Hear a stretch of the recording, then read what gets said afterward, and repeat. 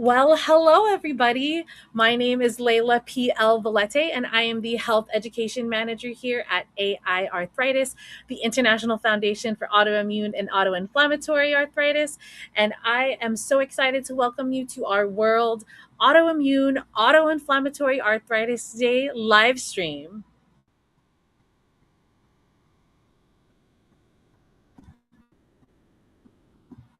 Sorry, I had the live stream playing in the background so I could hear myself. But now I am so excited again to invite you here to our 4 hour live stream to drive awareness for our 23 autoimmune and autoinflammatory arthritis diseases. Today we are going to have some amazing programming. We have a live talk show episode that's going to be co-hosted by both Tiffany Westwood Robertson, our CEO, and I. Then we're going to be having an amazing segment from ArthritisLife Cheryl and Chronic Eileen, who are amazing parts of our community, both friends of our organization, and Eileen is also a contractor for our organization and helps us with educational media and our website. We're going to have a patient panel on lived experience and what it really is like to advocate for yourself. Because if you are a patient with one of our diseases, you know that that's a really tough subject, and it takes a lot of courage and time and practice for us to be able to advocate for ourselves when it comes to our diseases. So that's going to be an amazing panel to stay tuned for. We also have patient stories from some of our volunteers and others who wanted to participate and tell their hashtag my AI arthritis disease story. And so we have a few that I'll be reading out on the stream, as well as a few that I'll be playing their videos. And our closing segment is going to be a fun game of AI arthritis, World AI Arthritis Day trivia or Jeopardy. So that will be a fun segment that we have our volunteers on to be able to play. And you can play along in the chat. We originally were going to be live on both on Facebook and YouTube, but unfortunately, there's some connectivity issues with Facebook. So we are going to be putting out a social media post letting everybody know that we are going to be here live on YouTube only. So once that social media post goes out, I'm going to say it on the stream. And if everybody who's here, our staff, volunteers, any guests can help blast out that social media post so that everybody knows that we are just here on YouTube, that would be amazing. And so I am going to have everybody go ahead and introduce yourself here in the chat. Let us know where you are tuning in from. If you're comfortable, what diagnosis you live with or what disease you live with. I didn't even say that myself. So I am a person living with lupus and Sjogren's disease. So shout out that it's also Lupus Awareness Month. There's a lot of awareness days and awareness months that go on in May. A few is axial spondyloarthritis, IBD, Behçet's disease awareness days today. I know PSA Action Day was sometime this month. So many of our diseases are seeing so much awareness this month. So I'm glad that we can help contribute to that as well. So I am going to see, let's read some of the comments. I see Maryland. I see tuning in from Wisconsin, Seattle, Virginia, Georgia, California, Vancouver, BC, Canada. I am joining in from Los Angeles, California today. I see fellow lupus and Sjogren's warriors here, rheumatoid arthritis, psoriatic arthritis. Oh, sorry, psoriasis, psoriatic arthritis, non-radiographic axial spondyloarthritis. So yeah, as you can see, we have a really big community here with all different diseases, because one of the biggest things with AI arthritis and the AI arthritis community is that even though we might have different diagnoses, we all do have very similar life experiences, and you'll definitely be able to see that here today as we talk more about the lived experience of each of these patients that are going to be coming on to the stream. And there's lots of overlap when it comes to medication, experience, like we said, the different specialists that we see, all of those different types of things. So that's part of the basis that AI arthritis was built on. And so I'm super excited to introduce our first segment. For those of you who don't know, we have a talk show or a podcast that's called AI Arthritis Voices 360 podcast. And AI Arthritis Voices is it was a program in our organization where we would bring opportunities and educational materials to and resources to patients, and curate them specifically for them depending on diagnoses or any other factors. But we're going to be having AI Arthritis Voices as kind of a really much broader and bigger thing here at AI Arthritis, because our biggest thing is lived experience and lived experience data. And that is what both Tiffany and I will be talking about on this live talk show segment. So I'm going to go ahead and get ready and bring in the next segment. And so stay tuned.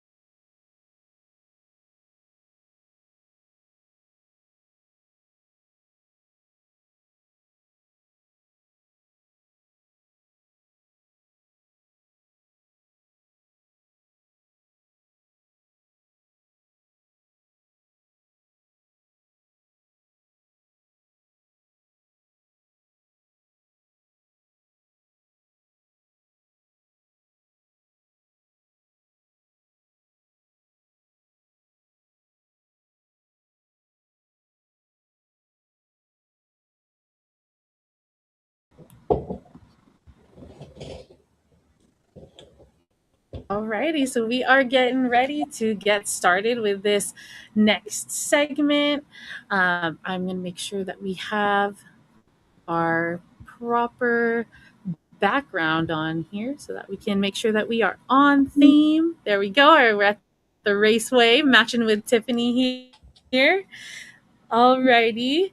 So we are going to do this as if we're filming an actual talk show episode, because it is going to be an actual talk show episode. We're going to be clipping this and having it be our next episode that's coming up this month. So I'm going to go ahead and start with our normal intro like we usually do. So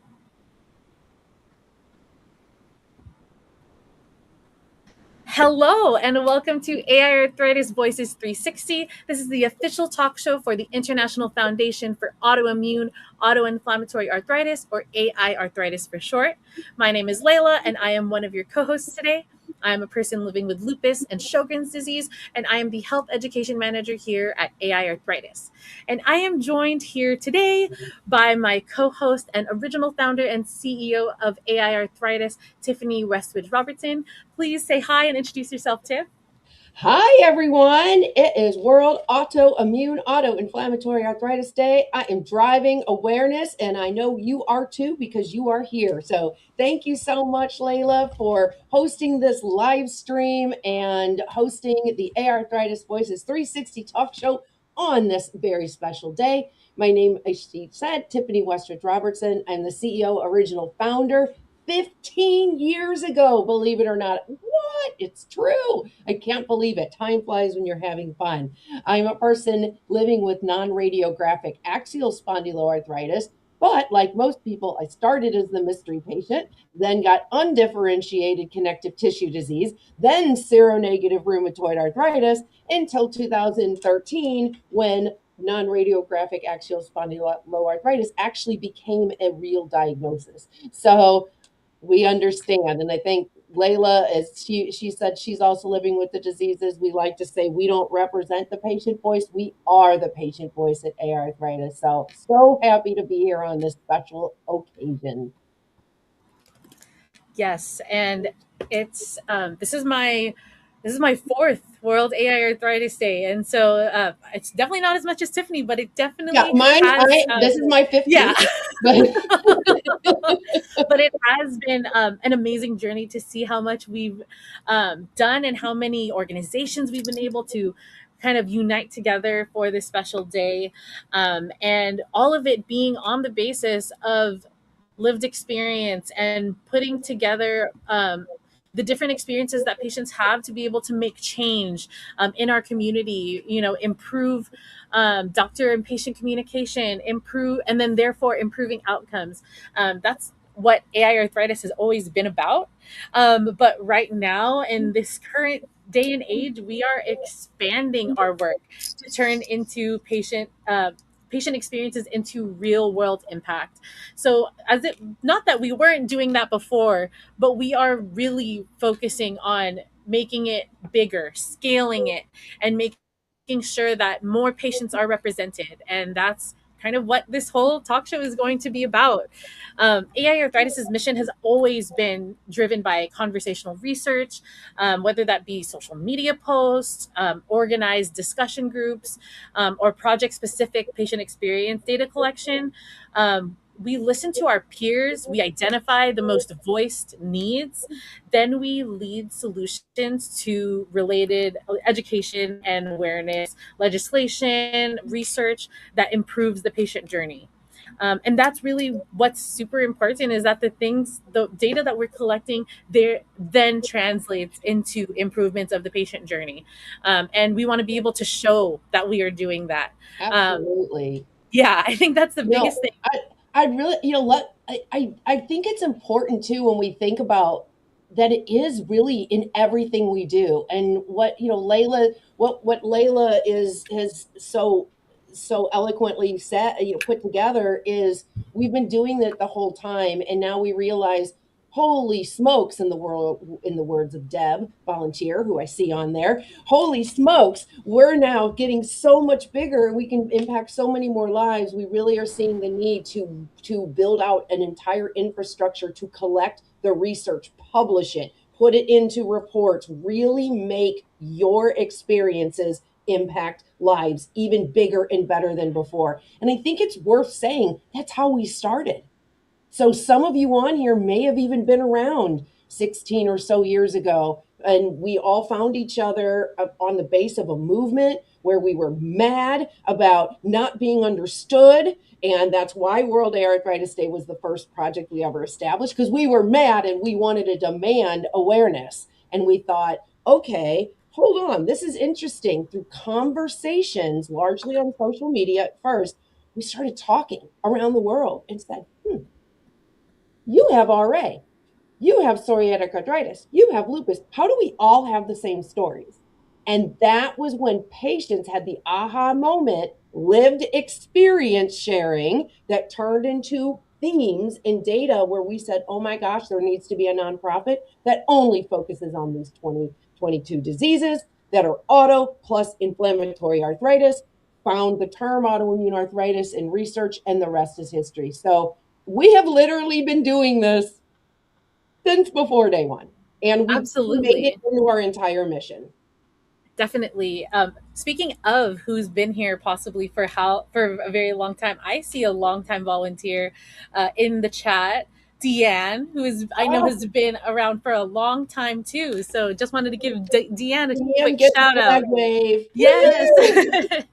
Woo! And yes, so this has been something that Tiffany and I have been working on for maybe the past 4 months, is really being able to centralize our message and making sure that all the things that we've been doing in the past are repeatable. They're scalable and able to kind of do it on a bigger scale and with official surveys and with real data, and then translating that into real change. So again, we are going to be talking about our renewed focus, restructuring, and emphasis on something that we've been working on for the past 15 years.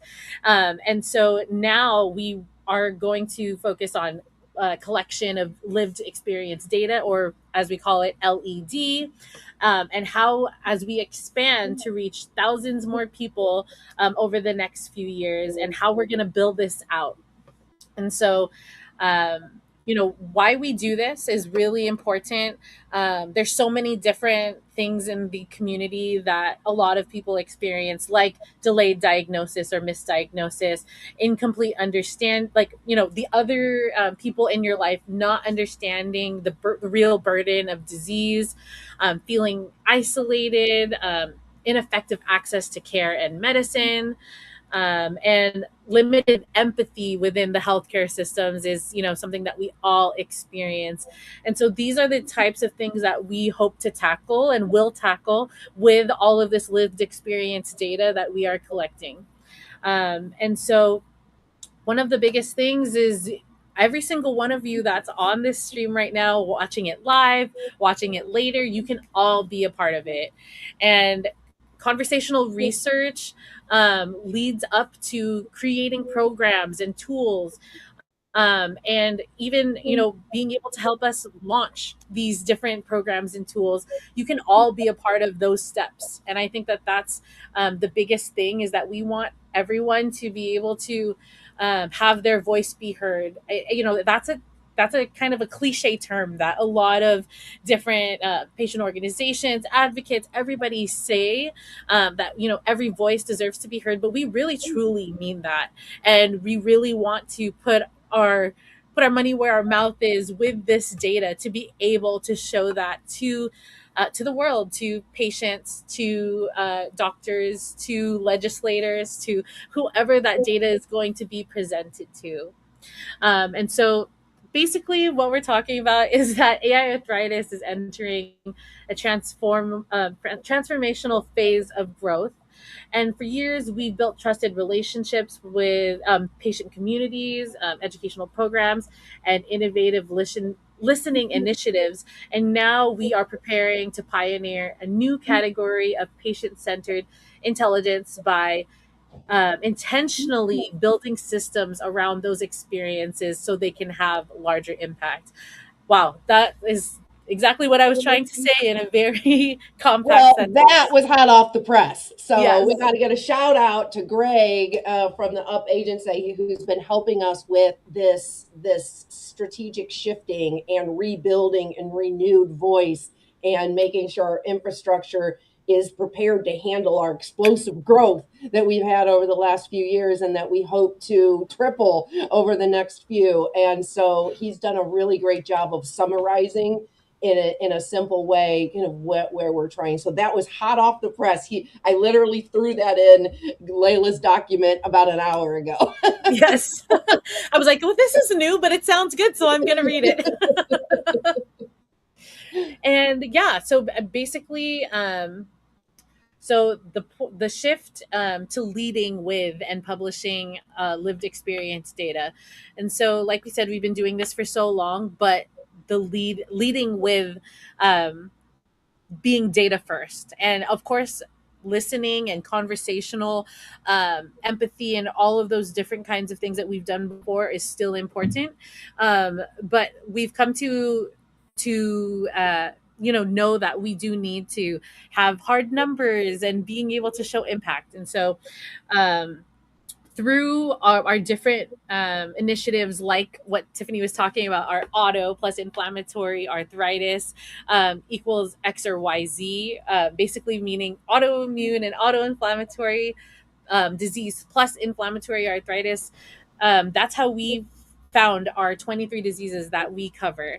And through those conversations of finding these patients, we've realized again that early detection and diagnosis, individualized therapeutic intervention and access, quality of life, common remission, and a world that understands the depth of our diseases and the challenges associated with them is that's what we need. We need to be able to find improved quality of life, have remission not be a taboo thing that we talk about because not many people can access that. We want so many more people to be able to find remission, and for our loved ones and the world at large to understand the depth of our diseases and how there's so many challenges associated with them that they might not even know about.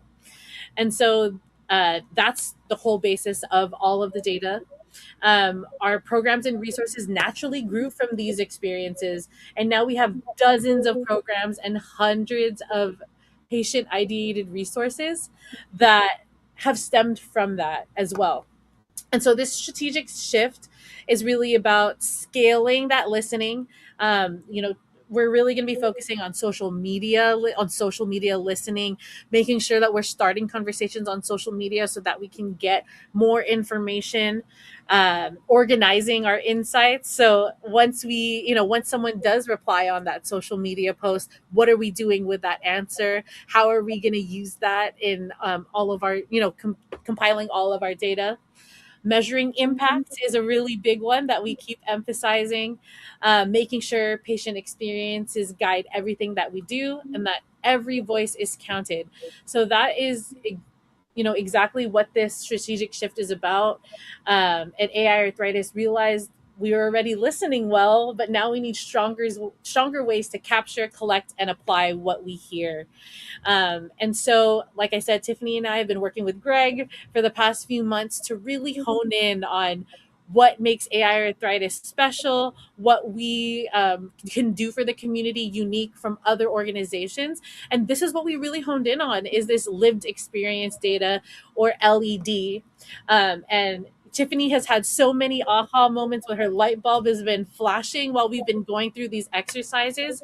And we were trying to settle on a term for what we were talking about. There's patient experience data, or PED, that some people use that acronym, but we really thought it was important to talk about lived experience data because it's not only the patient that we're talking about, it's the caregivers, it's the mystery patients that don't even know that they're patients yet, and anybody else who is just interested in helping to bring awareness of these diseases. It's the healthcare practitioners, the nurses, the legislators. It's everybody in the community that is contributing to what's happening with patients. So that's why we're talking about lived experience, not just patient experience data.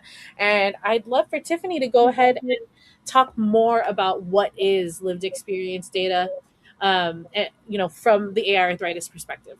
Absolutely. So thank you for all that information, Layla. And I actually saw a question in the chat: what is lived experience data? And I just at the most basic level, it's us right now. It's us talking. It's us communicating. It's in a variety of ways, whether that's on a social media comment, whether you come to a debrief that we're hosting and we open up the chat. If you're chatting right now in our live stream, if we ask questions, we're communicating. We have aha moments. We learn together, and that's when we chart that. So it's literally our experiences in these conversations and aha moments that only patients can identify because we are living with the challenges. We know what needs to change in order to improve lives, to improve your life, improve my life, improve everyone's life. But we also need everyone, as many people as possible at the table, because Layla and myself and a few of you on the chat, we can come up with a few different things that we feel need to change, but we need many subgroups. We need many different cultures, many different age groups, many different people to weigh in on their experiences of how these solutions need to change. So that's where we're scaling. In addition to these experience sharing that we've been doing since inception, we're going to take that to the next level. And we need all people to know, wow, if you want your voice to count in the way that your experience is going to shape the future of not only your own life, but everyone else's, you go to AI Arthritis. And so that's what I want you to think about. If you even want to just take the word data out of it, just if it seems too scientific, it's us talking. It's us sharing. It's filling out a survey. We have many ways that we already capture it. If you're familiar, we have a rant hotline. So it's on our website. It's like anytime you want to rant about something, I mean, what more problematic and you're ranting about something you're mad at. We have another version of that for the healthcare system called What the Health. So WTHELLTH. So that is launching as well. Those are two great examples of lived experience capturing, and then we analyze that. We'll be bringing on a research team also at AiArthritis. So and then we are going to offer volunteers who are interested in the research and the sector to come and join me and others as patient research partners as we help them with the analysis, because they might not understand what some of our words are, some of our phrases are. So we are going pedal to the metal, baby. We are going to make this something unbelievable. We're going to take it to the next level. So that's really what lived experience collection that turns into data to impact change is all about. And like Layla said, we've been doing it already. We're just going to scale it. So when it comes to education and awareness, we're going to even talk a little bit about we started putting out a survey in relation to World Arthritis Day, asking some very specific questions about awareness that we're going to go over here in a minute. And it's a perfect example of not only sharing it via survey, we can chat about it here, we'll chat about it on social media, and guess what? Every little bit of that turns into information we capture, analyze, and then put it back into the universe and say, this is what needs to happen because patient said so. Pretty cool, huh? So I'm super excited about bringing this really front and center because it is really what we do. And there's so many ways that you'll be able to be a part of it. Mentioned a few of them already, but even this talk show right here, right now, I'm working. My homework is I've been taking every program, and we have about a dozen, every program in through a filter, and with that filter, every program must have the lived experience data. We already do it. We start a program because we all talk and realize there's a need.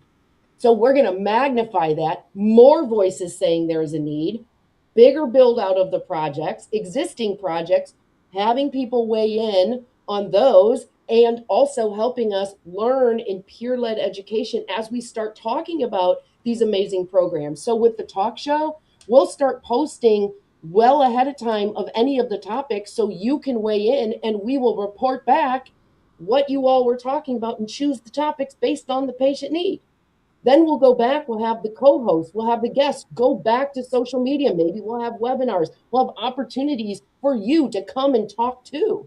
And then we'll capture more experience collection. And so that's just a perfect example of how we're going to make sure that it is front and center in everything we do. So essentially, we're not just collecting stories, we're identifying patterns that can drive change. And we need all of those voices, all of those experiences, all of those perspectives to be counted. So that's what I think when I think of what this means. Yes, and I think that again, it's like so funny that when we were going through this exercise, it was just like, no, we know that we do this already, but how do we do this even better?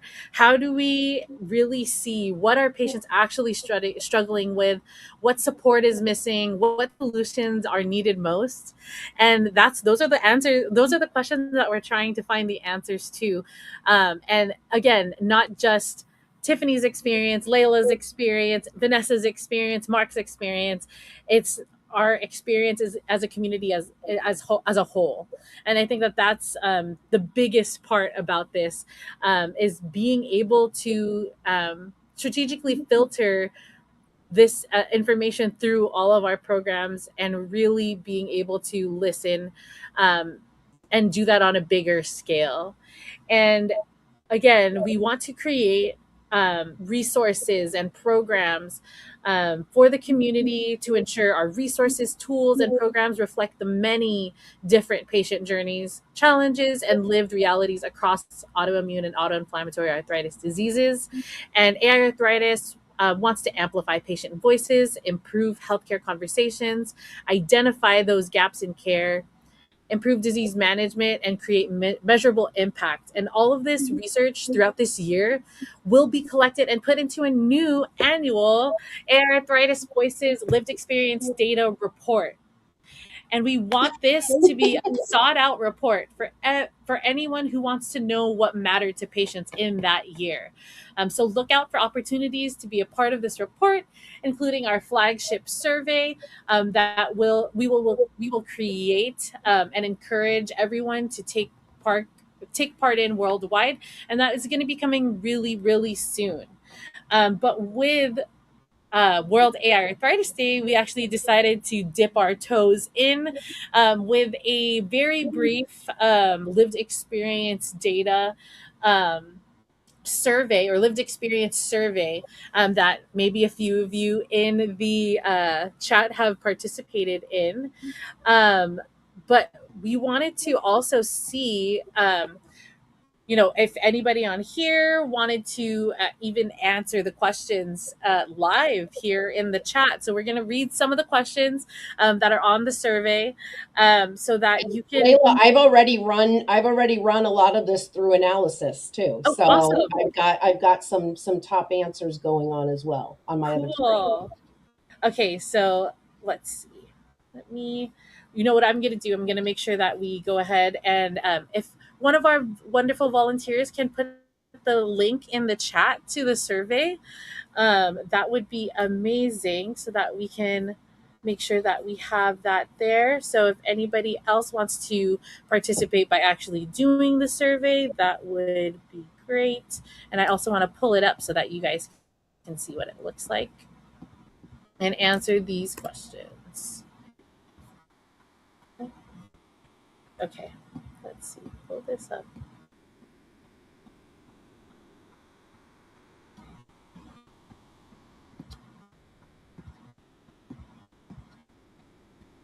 Okay, so of course the first question. Oh, look, I'm not sharing my screen.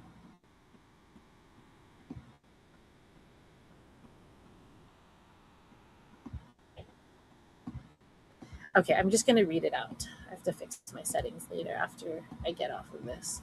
Okay, so the first is going to be, which arthritis disease are you diagnosed with? How long did it take to receive a diagnosis after your symptoms began?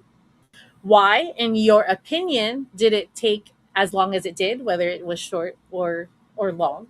What would you like to see change in that process of diagnosis? And lastly, what are the top three things about living with your AI arthritis disease would you wish that people would understand better? So those are the three questions that we asked. There's like, well, 1A, 1B, total of three questions. So we did get about 15 responses so far. And this survey will be open still until the rest of the month. So please, if you haven't done it already, please do that or share it to other people that you know who have our diseases. And I am really excited and ready to hear some of the top answers from the survey, Tiff. Yeah, absolutely. So if you want to talk about that in the chat, please feel free. But it's really interesting to see the range. There were quite a few that were diagnosed less than a year, which we love. But then if you look, what I love about listening to patients and having open communication and letting, like in surveys, even without just yes, no answers, and you let people talk, how much you can learn from that as well. And so even some of the people who said diagnosed less than a year, it wasn't necessarily that their onset was less than a year, right? They got diagnosed once they got to a specialist. So their journey may have started a little bit longer ago. So I do think that those kind of things are worth talking about. A lot of 5 years plus. And I don't even know exactly how I would answer that, because I was originally diagnosed, what? It was 2 years, but then it was more. Then I didn't even get to I didn't even get to the non-radiographic axSpA for another few years. So, my journey is a little bit different as well. As far as the things that people wanted to see the most of, and the top things that they really wish that people would understand the most, were that you can look fine and still be very sick. That was the number one response. Number two, fatigue is overwhelming. It is not normal tiredness. Number three, the pain is constant, severe, and hard to explain. Number four, symptoms fluctuate unpredictably. And number five, this is not normal arthritis. It is not the same as old age disease, aging arthritis. So differentiation. It goes on and it labels it down.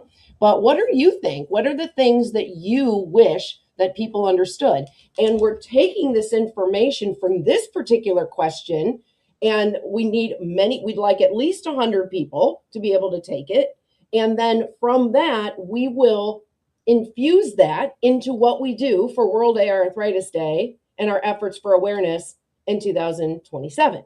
So it's a very direct way of showing you exactly how what you're saying needs to be talked about. We might, throughout the year, create materials, blog posts, talk show episodes. All of this is going to drive what we do. And then the diagnosis questions were added specifically because we were picking a segment to focus on that early diagnosis. What are still some of those triggers? Why are so many people mystery patients? If somebody does get an early diagnosis, why? What happened? Was it great doctor-patient communication? A lot of things transpire out of there. I don't have the chat up, so I can't see if anybody's talking, but is there anything, Layla, that anybody has said or that you wanted to mention?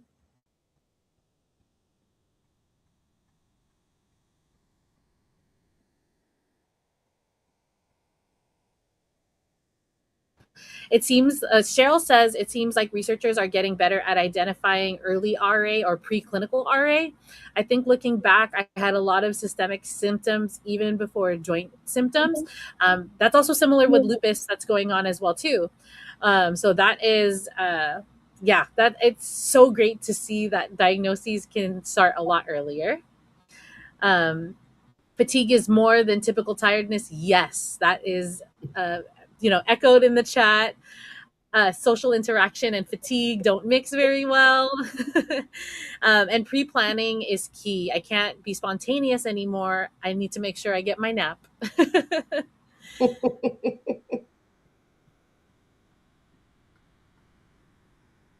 And we have Vanessa saying, same. I had MCTD for 8 years and UCTD for 2 years now, but I personally feel like I am still trying to figure out what exactly is going on with me. Yeah, Yeah, that is so absolutely. frustrating. And when I popped in the analysis, of the top reasons people believe their diagnosis were delayed, for those who were delayed, not everybody was delayed. The number one reason people think had delayed diagnosis: doctors lacked knowledge or familiarity with complex diseases. So this was the strongest theme. Many respondents said the physician just didn't recognize the disease, didn't understand the symptoms. Number two, symptoms were invisible, vague, fluctuating. They didn't show up at the doctor's office. I've been there before. Another one was difficulty accessing specialists and long wait times. That's one that is a really, really important system level change. And when we're thinking of health equity and, access to physicians and specialists, and there's a lot in people who live in rural areas. So there's a lot that goes into this, right? That as patients, we could talk just like we're doing now and start having these aha moments. If only this happened, maybe we could improve what we just said. That's the kind of thing that we're taking the experience collection to. It's another level. So we're not even stopping at these points. We're going to converse about these and then come up with some solutions together. Absolutely. So that is a wrap on our first early survey results of this survey. Like we said, it's going to be open for the rest of the month, and we do hope to get at least 100 participants in the survey. So please help to share it out. I know that there's a lot of you out there that has a little community of those that who have our diseases. So if you could share it with them, we would really appreciate that, so that we can make sure that we are getting, like we said, all of the perspectives, and that's super important for us. Um, and that's a wrap. We are running a few minutes over here, but just a few more things to shout out before we end here. So stay tuned for our flagship survey. Like we said, that's going to be coming out here in very shortly. We are going to be having a relaunch of the AiArthritis Voices program, which was our catch-all program that helped to give resources and opportunities to patients. But really, it's going to be about getting patients involved in our lived experience data, and giving opportunities for that. So we're excited to relaunch that and have it infused in all of our different programs here at AiArthritis. And we are looking for more engagement so that your experience can drive impact for your healthcare journey and millions like you worldwide. Any last minute things to say, Tiff, before we close out here? I just want to thank everybody so much. I know I've seen some messages asking for the survey link, so we'll make sure that we get that to everybody. And just thank you all so much for tuning in. Thank you for supporting AR Arthritis. If you want to continue to support us, always feel free to go to our website at arthritis.org/donate. Hit that big red button and show us some love, especially on this amazing day that we initiated, we came up with, because we as a patient community said there is a need to differentiate arthritis types. So you made this day happen. We made this day continue, and together we'll just keep building it and making it better and better, so more people live with awareness as they so well deserve. So thank you all so much for joining into this episode of AiArthritis Voices 360. At AiArthritis, we don't just represent the patient voice, we are the patient voice, and with your support, we can amplify it even further. If you found value in this talk show, consider making a donation to help us continue producing impactful conversations, bringing all stakeholders to the table to discuss patient-identified issues and patient-infused solutions. Visit aiarthritis.org/donate and help us make a difference together. Thank you again for tuning into this episode of AiArthritis Voices 360. Please let us, you can find AiArthritis on all major social media platforms at IFAiArthritis. And we'll see you here next month for the next episode of AiArthritis Voices 360. Alrighty, well, thank you, Tiff, for being my Absolutely. first guest on the live stream today. And super excited to have this live stream again this year. And so this is super fun, and I'm excited for the next segment that's going to be coming on. We're going to have a video from Cheryl and Eileen from ArthritisLife Cheryl and Chronic Eileen. They're going to be talking about how to leverage your my arthritis disease story to help make a difference in the community. So Wonderful. they've both done a really good job doing that. So I'm really excited to hear I their am not insights. at all surprised by that statement. Alrighty, Tiff. Thank you so much. All right. Thank you.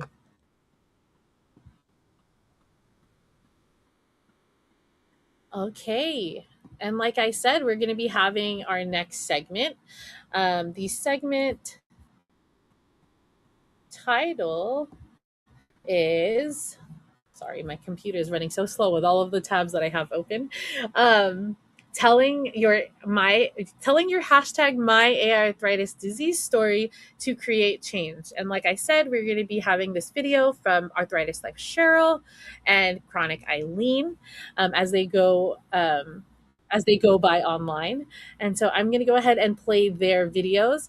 But they also actually are going to be coming in live for a Q&A after the segment is done. So we are running about 7 minutes past time right now, but we will make sure that we get everything in here. So I'm going to go ahead and play their video. and keep the chat going. You guys are doing such a great job engaging in the chat. So thank you all again for being here.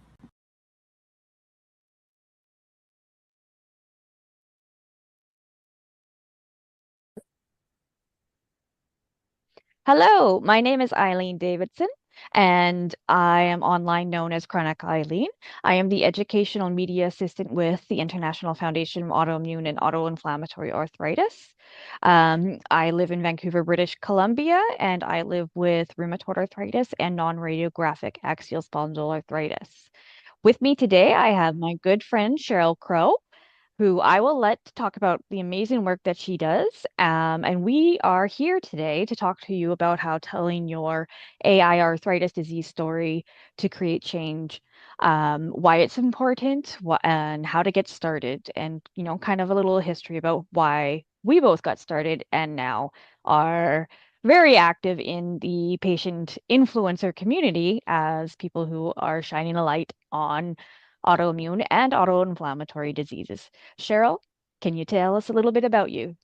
Yeah, hi. Thanks so much for having me. So, yes, I also have rheumatoid arthritis. I've had it since I was 21 years old, and I'm also an occupational therapist, which, if you haven't heard of us, we're kind of like if a physical therapist and a psychologist had a baby, and that baby was obsessed with helping you function better in your daily life.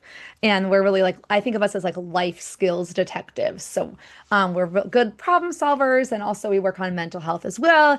And I currently, yeah, I have my own little small business called Arthritis Life, where I have a podcast and I really focus on patient education and support through social media, which does involve telling my story, sharing my story, and also my tips from my OT perspective and patient perspective. And then I have a self-management and support group program called Room to Thrive. That's RHEUM to Thrive. So yeah, I'm so happy to be here, and I'm really excited to help spread awareness about AI arthritis. So, Eileen, can you tell everyone what is AI Arthritis Day? Well, AI Arthritis Day is Autoimmune and Autoinflammatory Awareness Day. It is important because it is about the 23 diseases that have not just arthritis, but an autoimmune arthritis aspect to it. So diseases like lupus, psoriatic arthritis, ankylosing spondyloarthritis, or anything that kind of goes into the axial spondyloarthritis realm, Still's disease, Behçet's disease, mixed connective tissue disease, to very, very rare conditions like Schnitzer syndrome, which apparently has only about 300 people in the world Oh, live with it. So, and then there's like familiar Mediterranean fever, and all these very interesting diseases that some of them are, a little bit more well known, like RA and lupus, and then those super rare ones. But it is an important day because it's highlighting those conditions that May is Arthritis Awareness Month, but this day is for those diseases that have that autoimmune and autoinflammatory component. And it's so important to highlight this day because a lot of people don't know that arthritis has autoimmune forms mhm, and that arthritis is so much more than pain. mhm, So that is why this day is super important. And now moving forward into the conversation about why, how, tips, things, and all that, we decided to kind of share our health journey publicly. For me, at the time I was diagnosed, I was 29. I was a single mom. My child was about 2 years old, and I found a lot of people didn't seem to understand what I was going through. I had a lot of difficulty with maintaining employment, hobbies, being a mom, socializing. Um, and people often would say some pretty hurtful comments because, I looked healthy or they didn't know what rheumatoid arthritis was. I would often hear it's just arthritis or, just push through it. You're going to be okay. At least it's not cancer. And then I was experiencing so much more though with, the fatigue, how sick I was feeling all the time, how frustrating it was to go through all the medications and just realizing like arthritis isn't just, or rheumatoid arthritis isn't just joint pain. It was, specialists going on long-term disability, absolutely debilitating fatigue. And I felt really alone. And then I remember the first time I met somebody who actually had my condition, I just felt a huge like sense of relief. And then I started going on the internet trying to find information about RA. And I would told my rheumatologist kind of this, and she said, stay off the internet. And I was like, well, that's not a good idea. And so, having had a passion for writing since I can remember, but not really having something that I was super passionate to write about, I was kind of basically just ranting on Facebook of my frustrations, and people were like, you should become a blogger about, living with rheumatoid arthritis. And then I was like, oh, that's actually a good idea. So I decided for a number of reasons to start my blog, Chronic Eileen, to make sense of what I was going through, help others feel less alone, create awareness for this condition, and express myself, give myself something to do while, I was on long-term disability. Um, and it just kind of ballooned from there. It was actually probably like I was terrified to do it, but uh it just yeah, it ballooned from there. Cheryl, how about you? Yeah, so when I first got diagnosed in 2004, I shared, just with my small community, like the soccer team and the people in my college at the time, but I didn't really have this drive to share more publicly, especially because I pretty quickly went into remission. And so in my head, it was a very straightforward thing, like, oh, I just am going to take my first medication, my first biologic. I'm going to take this for the next like 80 years and I'm good to go. I didn't understand that the medication could stop working over time.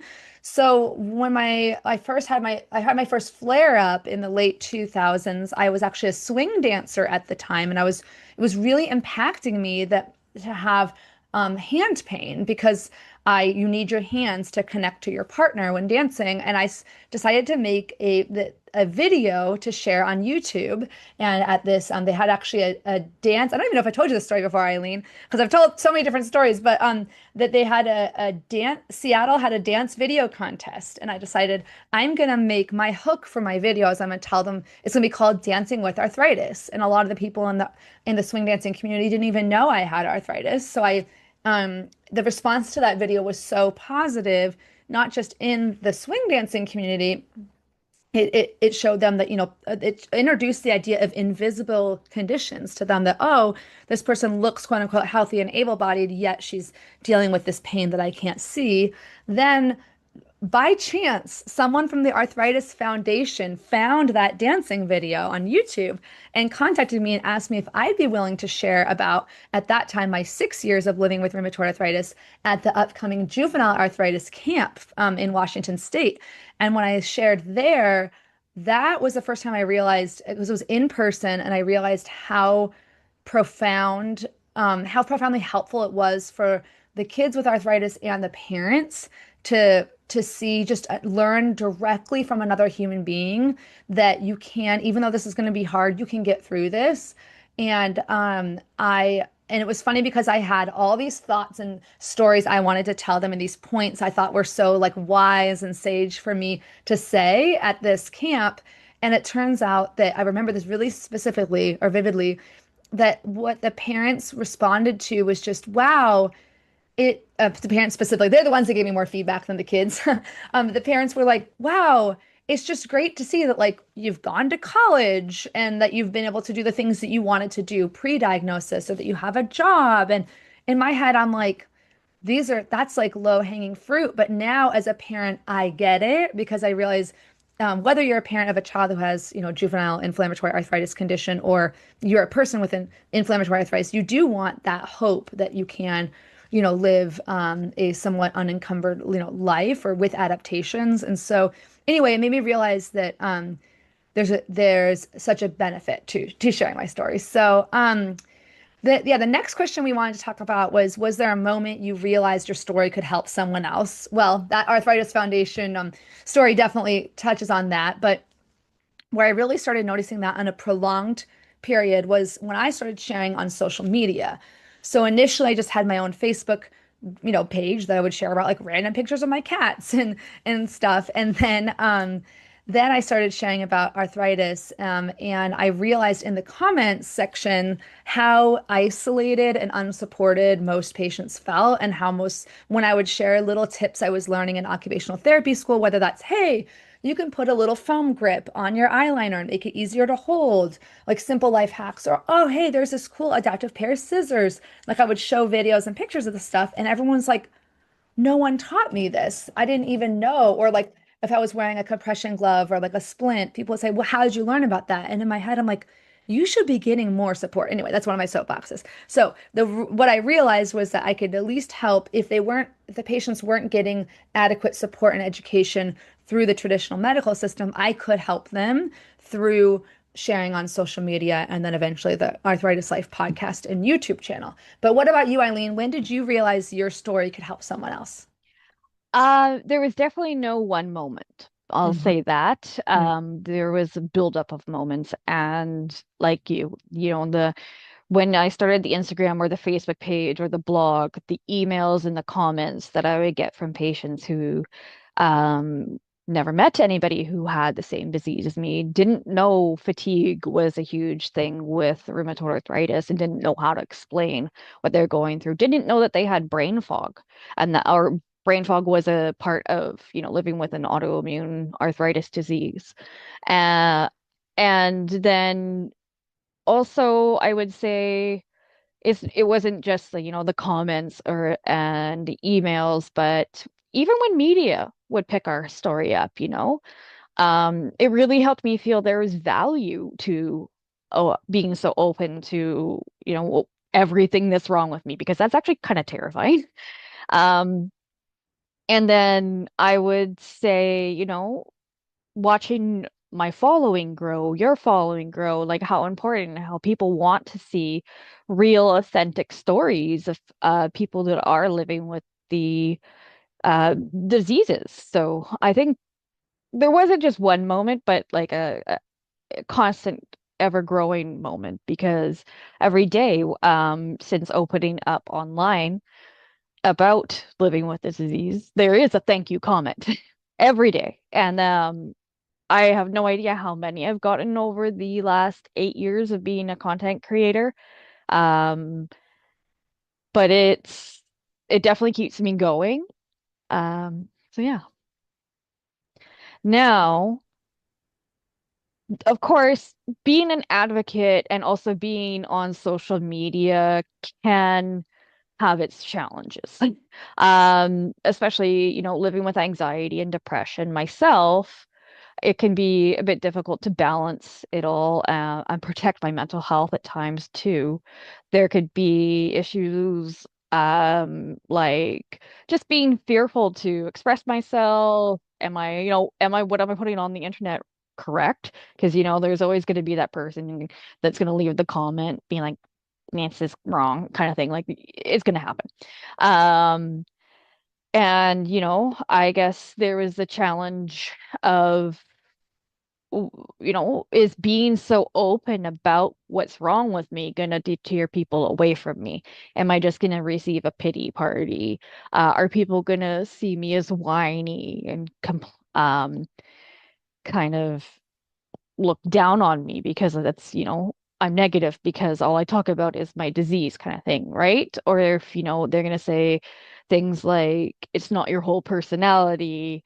So yeah, there's definitely some challenges. And then I find for myself, I have to take social media breaks, um, even if it's just for a few hours every day. And then, yeah, protecting your energy and knowing that your story can make change, and all those good reasons that you're doing this are far more important than, I guess, those nuances. So, Cheryl, what about you? Yeah, yeah. And the question really about, is really about how do you balance advocacy and social media with protecting your mental health? And the first thing that came to mind when we outlined this question earlier is really about boundaries. And there's different kinds of boundaries that are important for me and that honest to God, struggle with to this day. One is just boundaries around, um, like knowing when I'm mentally in a place where I can take on other people's suffering and story, because I am very empathetic, which is like a great superpower, but also there are times when I'm struggling with my own either mental and physical health, and I only have so much energy. And if I then see a whole bunch of really um, disheartening stories, especially the ones that get me are ones where people like deserve so much better treatment and they've been like medically gaslit, or things that touch on my own like medical traumas from the past of being misdiagnosed and told, you're not sick, you're just anxious. And so, I have to, first of all, I go to therapy to manage my mental health. And because the boundary around like when I'm in a good place to take on other people's suffering and not, that's just important for anyone who's like self-identifies as like a helper personality. For me as an occupational therapist, I had to learn that. And then there's a second issue of social media, specifically boundaries around phone use and screen time. And it's humbling, to be honest. I always thought I had good self-control. I never did, drugs or alcohol or anything like that, because I'm like, I have self-control. And then it comes to my phone, this little addicting device, no self-control. I have to literally, I just accepted that I do not have the self-control at this moment in time. To stop from looking at my phone at night, I have to literally lock it in a box. I have a lock box. I lock it at night. That is what I do. Because I'm like, you know what? I've tried other things. They don't work. I've tried locking myself out of the apps. There's always a way to unlock it. I have to physically be away from the phone. So, if you're like that too, there's no shame. I do feel ashamed a little bit, but I'm like, know yourself, know thyself. And the second thing is, or the second thing around mental health, I would just say, just lastly, is about trolls or critical people that are gonna say like mean stuff, like you're faking, or and I think I think one of the best things about it, honestly, has been that I've learned to have a tougher shell. I'm never going to be super tough in terms of like, I'm always going to want to be a people pleaser. I think that's just a core part of my personality. But I've learned to say, just kind of like you said, that the it's more important for me to get my story out to the 95% of people that are open to it than to the 5% that are just going to be haters no matter what. And I had this great or I read this quote that really I repeat to myself whenever I'm getting down because of the haters. And it says, to avoid criticism, say nothing, do nothing, be nothing. And it's like, that's what's at stake, right? If I didn't want to ever anyone to say anything negative about me, I could just never share anything. But if you're going to share something publicly, someone is going to critique you. They're going to say mean stuff, and you have to say this is worth it to me to get the positives outweigh the negatives. So I guess the next question is supposed to be, what advice would you give someone who's afraid to share their story? So I think actually the first piece of advice was, if you're like me and you're afraid to share your story because you're a people pleaser and you don't want to get negative feedback, you have to accept that negative feedback is part of it, and that's not going to go away. And you have to decide whether it's worth it for you to deal with negative feedback. Also, if you're thinking about just the goal of sharing your story, you don't have to share it super publicly. For some people, it's enough to maybe write an essay and share it with their friends and family, or write it for yourself, or make art about it. Like, sharing your story doesn't have to look like sitting down in front of a camera or a podcast microphone like I often do and talking. Maybe you express yourself differently. And so, I just think there's a lot of therapeutic benefits to it, but I also know that like that I'm the kind of kid, I was the kind of kid that like show and tell was my favorite subject. So maybe for you, you don't really need to share it publicly, but it can be clarifying to share it for yourself. But what do you think? Like, Eileen, what would you say to somebody who's afraid to share their story? I think that they would be more surprised that when they do share their story, that it might not be the people they expect to respond, but the people that they didn't expect a response for. I remember when I started, I was really afraid to talk about everything I was wrong with me. But then people that I had no idea were also living with an invisible illness reached out to me. So, um, there might be somebody who is also struggling with an invisible illness that will actually find comfort in you sharing your story, or even just be aware that they can, help somebody else who might start around them that might be like, oh, I have all these symptoms. I'm struggling this way. have you heard about this disease? Because somebody I know lives with it and they talk about what they're going through, and that kind of sounds like it. That's a really huge one because obviously being diagnosed with autoimmune and autoinflammatory arthritis is sometimes very challenging, especially within the diseases that basically have no actual test for it. It's a series of tests. Um, so I think what I've always thought was reminding myself the why I started, why I wanted to do this, what pissed me off in the first place, realizing that it took me so long to get diagnosed. Why did it take me so long to get diagnosed? Because I was experiencing medical gaslighting because I didn't know about rheumatoid arthritis. I didn't know arthritis had more than just, um, osteoarthritis. And I didn't even know that I could get an autoimmune arthritis at 29. I was diagnosed. My symptoms started around 23. So there was a good 6 years where my health was dismissed by doctors. And I even had a child then. I had issues through my pregnancy.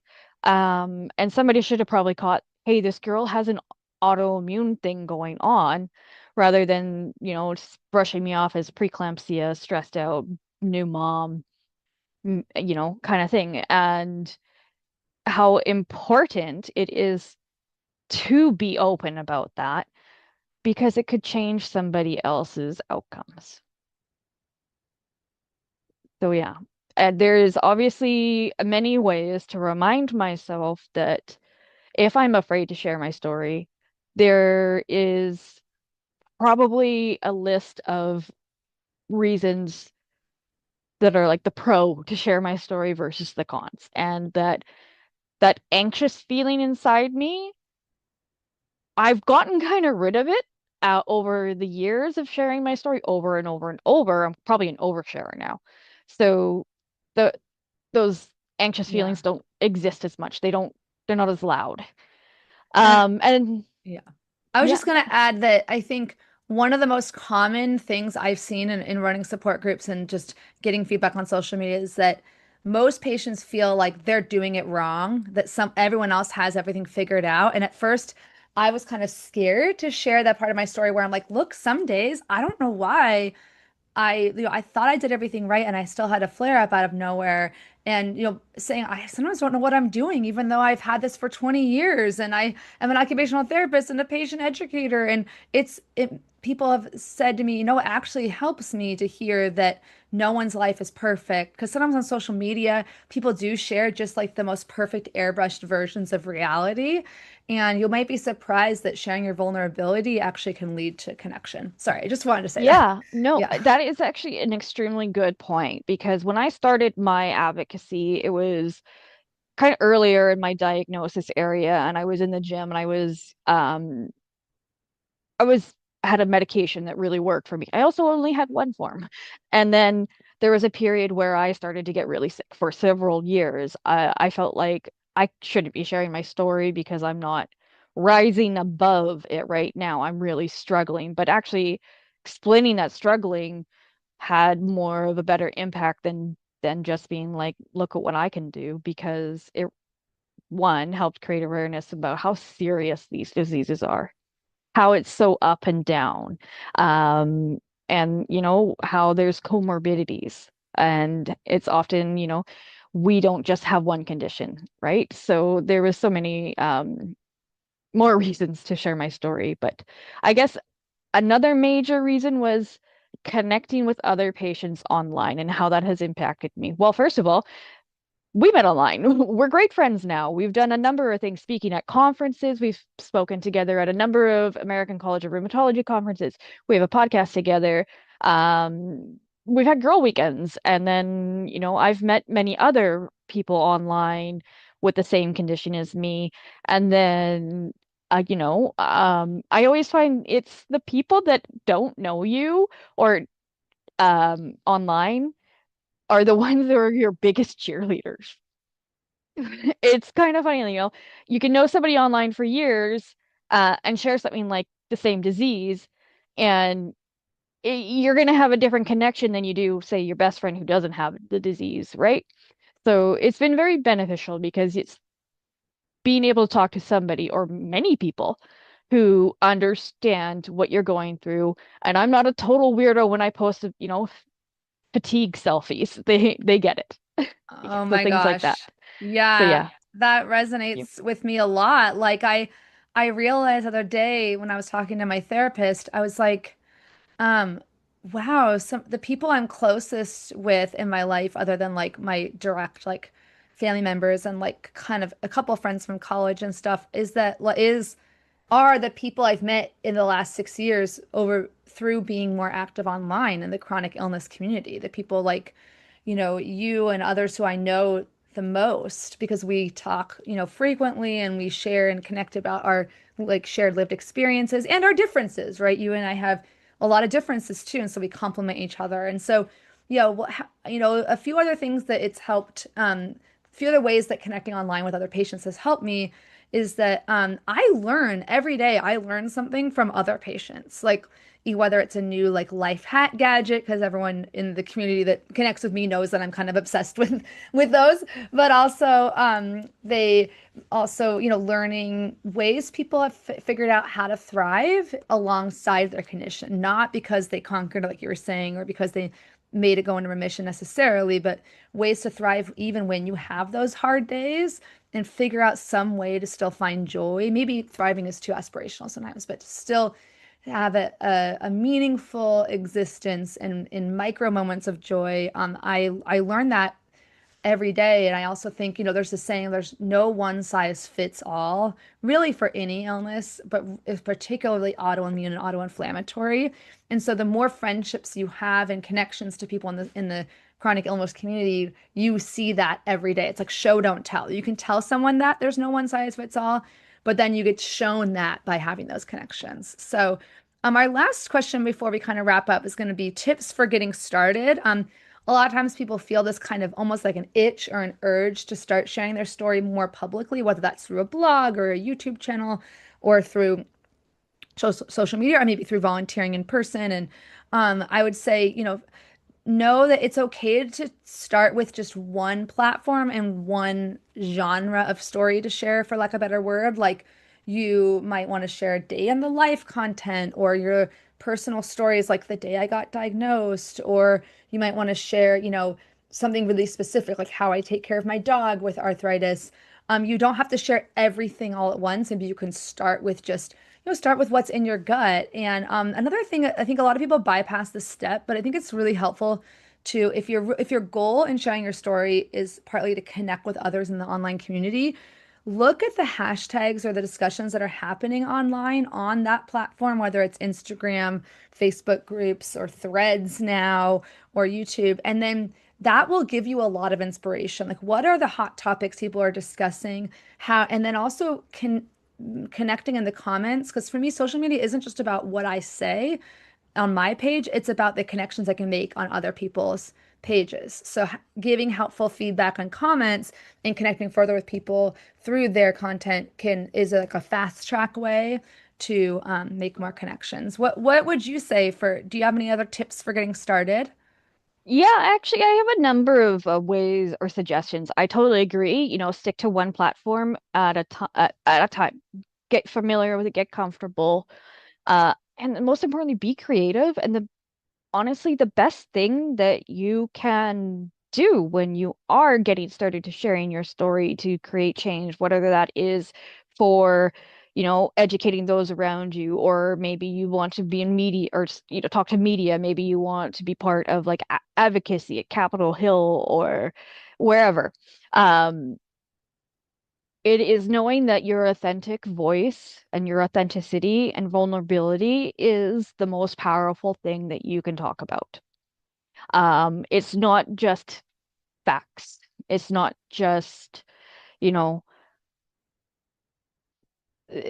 20 million people live with rheumatoid arthritis or whatever that's not actually the right number, but I'm just pulling a random thing in my head. But how does rheumatoid arthritis affect you every day? What are the challenges you experiences? What barriers does it create? What adaptations have you made? What have you had to say goodbye to? How has it impacted the quality of life?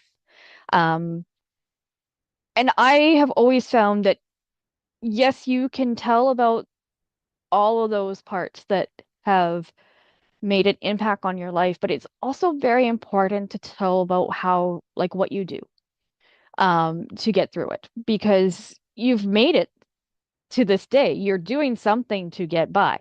What is it? It might be diet, it might be exercise, it might be your medications. It takes a lot to live with these diseases, and that is a very important part to also show. Because it's not just, we're not just taking Tylenol and okay, that's the thing, right? There's a lot that goes into living with a chronic illness. So being vulnerable, showing the realities of living with a chronic illness, whether that be in blogs, whether that be Reels, whether it be TikTok, whether that be a Discord channel, whether that be a number of places, whatever you feel comfortable with. Like, I've met somebody who likes to do create awareness over Twitch while she plays games. That's really cool. That's unique. And that's that person. And that's taking that community, the people that are on Twitch, knowing about this disease now, where there's people on TikTok creating reels on TikTok that is a different demographic. I can't do TikTok. I'm just not that kind of person. Maybe I'm showing my age. I like Facebook and I like Instagram, which apparently the older people like. But you know, uh, every single little area is covering a spot for people to know about what autoimmune, autoinflammatory arthritis diseases are. And when you think about how common diseases are, someone might say, hey, I am starting to experience really bad fatigue and morning stiffness and brain fog. That's what Eileen goes through. Oh, maybe I should ask my doctor about this. And they get fast and effective early treatment if they get diagnosed in time. It also helps other patients understand, you know, it helps them improve their health literacy and communication with their physicians because maybe they don't know how to put it into words, but us describing it helps them. So there's so many different ways to get started and reasons to get started and things to highlight. However, some ways to actually, if you want to get your content out there or help with content, you can share your patient stories. We're always looking for people who are living with variety of autoimmune and autoinflammatory arthritis diseases to share their story on our blog. I am the one who manages the International Foundation of Autoimmune and Autoinflammatory blog. So hit me up, talk to us, get involved with Carrie, who is our volunteer management expert. So you can definitely volunteer with us, become part of the AiArthritis Voices. This is a free community program from the organization that connects people affected by these diseases to patient-led resources, educational opportunities, advocacy initiatives, and ways to share their voice and get involved. So, signing up is a great way to get involved. Know that not everything comes right at the same time or at once. It does take time over the years. And if you feel like having a good rant about, medical gaslighting, not being understood, frustrations of having to cycle through medications and everything, they have the What the Health initiative. So this is an awareness and advocacy campaign by AR Arthritis that encourages patients to share their frustration or hellish healthcare experiences, from insurance denials to treatment delays and this is to amplify patient voices and push for healthcare and the healthcare system. And, that helps us know how we can better serve the patient community. It's giving us the data that we need to serve other patients. So, obviously, AiArthritis.org has lots of options to get involved, and I hope that dip your toes in it. If you might find you love it, or you might find it's not for you, but bet you sharing your story will help change someone's opinion on AI arthritis diseases. Any Yeah, I last words? think, yeah, I would just say it's honestly just, in my opinion, as someone who doesn't work for the organization, but loves to support it. It's a great campaign. I think there's There's, a National Autoimmune Association, which is fantastic and advocates and educates around all kinds of autoimmune diseases. And then there's the Arthritis Foundation, which is also for all the 100 kinds of arthritis. And I kind of see AI arthritis and this campaign as a bit of a bridge between both, because a lot of people, I didn't get for a long time that my condition was autoimmune. I really just thought it was joint pain, and I didn't even think my fatigue, like you mentioned, I didn't think my fatigue or cognitive, brain fog was related. And so I just think it's really important to, I'm like, what, I'm just preaching to the choir here, hopefully, but using that hashtag my AI arthritis disease and AI arthritis day, and really emphasizing, I've started to emphasize a lot to my friends and family and my community that, it's not just joint pain, it's an autoimmune disease. I often say it's like more similar to lupus or multiple sclerosis than the rheumatoid arthritis is more similar to like lupus and multiple sclerosis than it is to osteoarthritis. That kind of gets people to kind of think in the right framework for it, and emphasizes the seriousness. So I'm very honored to be part of this campaign this year. So thanks so much for having me. Absolutely. Thank you for being involved. And thank you to everybody listening, watching the live stream who may have questions after this recording. And also, if you have any questions at any time about, getting started to share your story, again, hit me up, Eileen at AiArthritis.org, or go through the website, AiArthritis.org, or go through the other stories for inspiration at hashtag my AI Arthritis Disease Campaign or AI Arthritis Day. And thank you for helping us shine a light on autoimmune and autoinflammatory diseases. Yay. Thank you. Thank Bye-bye you. now. And you can find me, I'm most active on Instagram at arthritis_life_Cheryl, the CHERYL. So yeah, thank you so much. Happy AI Arthritis Day. Bye bye for now.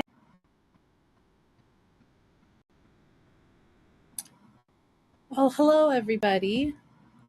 I am back now. Thank you to Eileen and Cheryl. I'm going to actually be pulling them up because they are going to be answering some questions for you all. So give me 1 second. Let's pull them up and arrange them in a nice way that doesn't look like this. There we go. Well, hello, Cheryl and Eileen. Thank you so much for that amazing segment. And I am super excited to have you both here today. And thank you again for taking time out of your day, your week to help us drive awareness for AI Arthritis Day. So thank you again for being here. Thank you for having us. Awesome. So if anybody has any comments, I didn't even know that it was going to do the speaker thing. Okay. If anybody has any questions or comments for Eileen and Cheryl in the chat, let us know. I did want to start out with a question from me. I feel like you guys kind of touched on it a little bit, but I did start to kind of create a TikTok myself, lupus lifestyle lay, and starting to trying to adapt TikTok trends to having to do with the chronic illness community and things like that. But I've just found being consistent to be the hardest thing. How do you guys combat that? How often do you post? Do you have a schedule that you follow, or what do you guys suggest? I'm going to let Cheryl because she's far more consistent than I am. Well, no, I think in my dream world, yes, I would. And I've seen beautiful influencers out there with their beautiful little color-coded charts. That would be my dream, would be to have everything planned out and remember ahead of time which month is arthritis month versus which day. I think that's a great idea. Do I do that? No. But what I've decided to do is be 1 week at a time.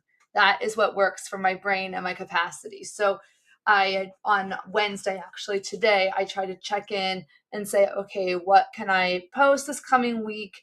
And also a big tip that honestly I didn't even think about till one of my friends suggested it. She says, you can repost any of your old evergreen content, content that's just about day in the life, or instead of something really specific like wrapping paper tips for Christmas or something.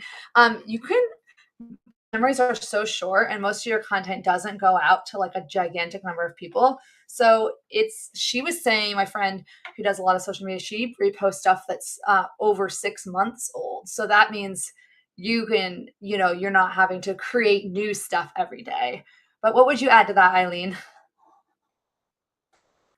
Um, well, I do the reposting as well. I've been, we switch around my colors a bit so I can just, flip colors to see which one does better. But also I'm very much one of those people who's spur of the moment kind of creative. So that is what generally sparks my best posts is the most spur of the moment, authentic, vulnerable moments. Those always are the ones that I find people resonate with the most. I can spend hours on something and doesn't do nearly as good as I was hoping it would, but that's okay. Maybe I just need to repost it at a different time. I do like the idea of going week by week, and then of course, world or the International Foundation of Autoimmune and Autoinflammatory Arthritis actually does have a global awareness calendar with all the awareness dates that are kind of applicable to AI arthritis diseases. So that is a great way to kind of stay kind of on track. And every first of the month, we post on social media what's happening this month. So, it can be hard to keep up and remember when all these awareness dates are. Sometimes we don't even know about them or they're new. So that's a great way to kind of keep track of those. So Yeah. that's what I think. Don't worry about being super consistent. You can let your creativity and Yeah, 100%. By the way, little ADHD moment, but I love that you have a band shirt, Iron Maiden. I have my power line. This is from the Goofy movie, from the Disney Goofy movie. So we're both wearing our band shirts for the different personalities. And Layla, Iron Maiden. I thought of a question that kind of came up in the chat that Judy brought up, which I thought was a really good point. Use your lived experience to make your voice heard in healthcare legislation.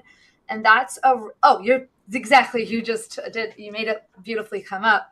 And I think that is one thing that, being public on social media with my story has made me feel more comfortable sharing it, like in those healthcare legislation meetings. Like, I'm one of the least shy people I've ever met, and I still feel a little intimidated sometimes meeting with like people in Washington D.C. or my state capital, Washington State.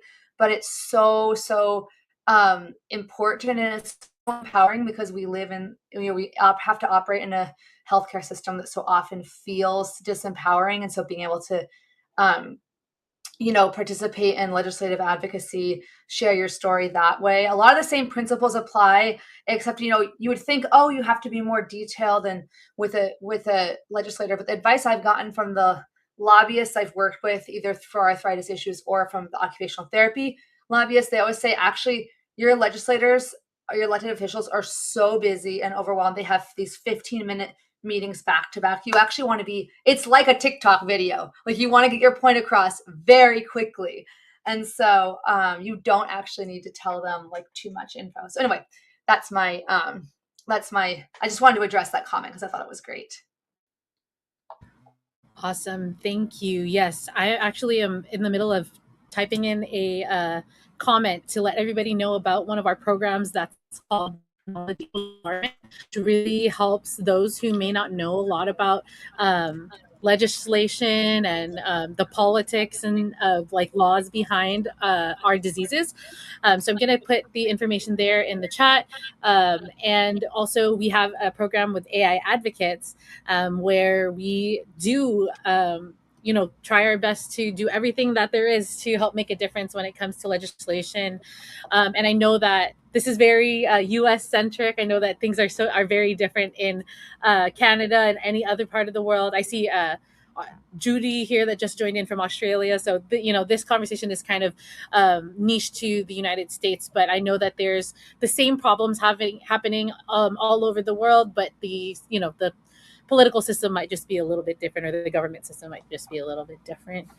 I don't see any more questions here in the chat, and we are running a little late, so we should be good here. But thank you both again so much for making time out of your day to help us drive awareness. You guys are superstars, and we really appreciate it so much. Thank you so much. And bye-bye to Eileen's kitty cat. Hello and goodbye from Logan. Bye-bye, everyone. Bye. Alrighty. So, before we move on to the next, segment, I wanted to make sure to, put it in the chat earlier, but I wanted to highlight, please, please, please, if you are able, um, donate to our World AI Arthritis Day Give Butter fundraiser. We hold this day and organize this day with no funds. So all the funds donated for this day will help to continuing to put this day together and have programming just like this live stream, and continuing to bring the world together to celebrate these diseases, our AI arthritis diseases. And so I put that Give Butter link in the chat. It's givebutter.com/World AI Arthritis Day 2026.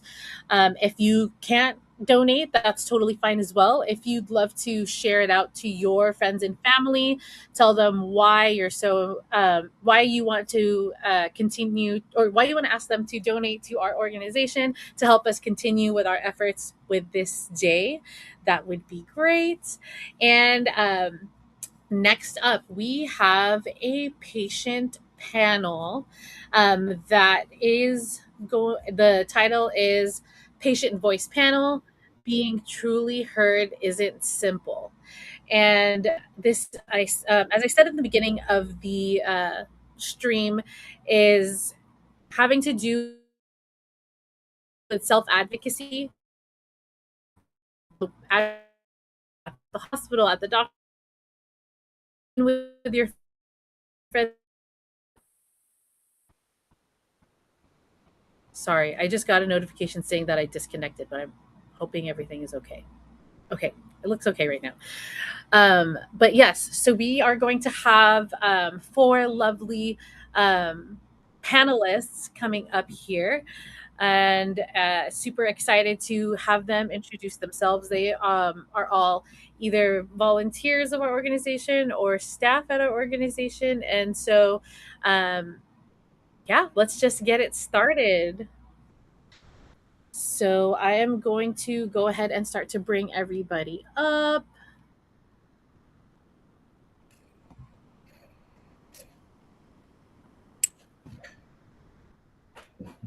Hello, hello.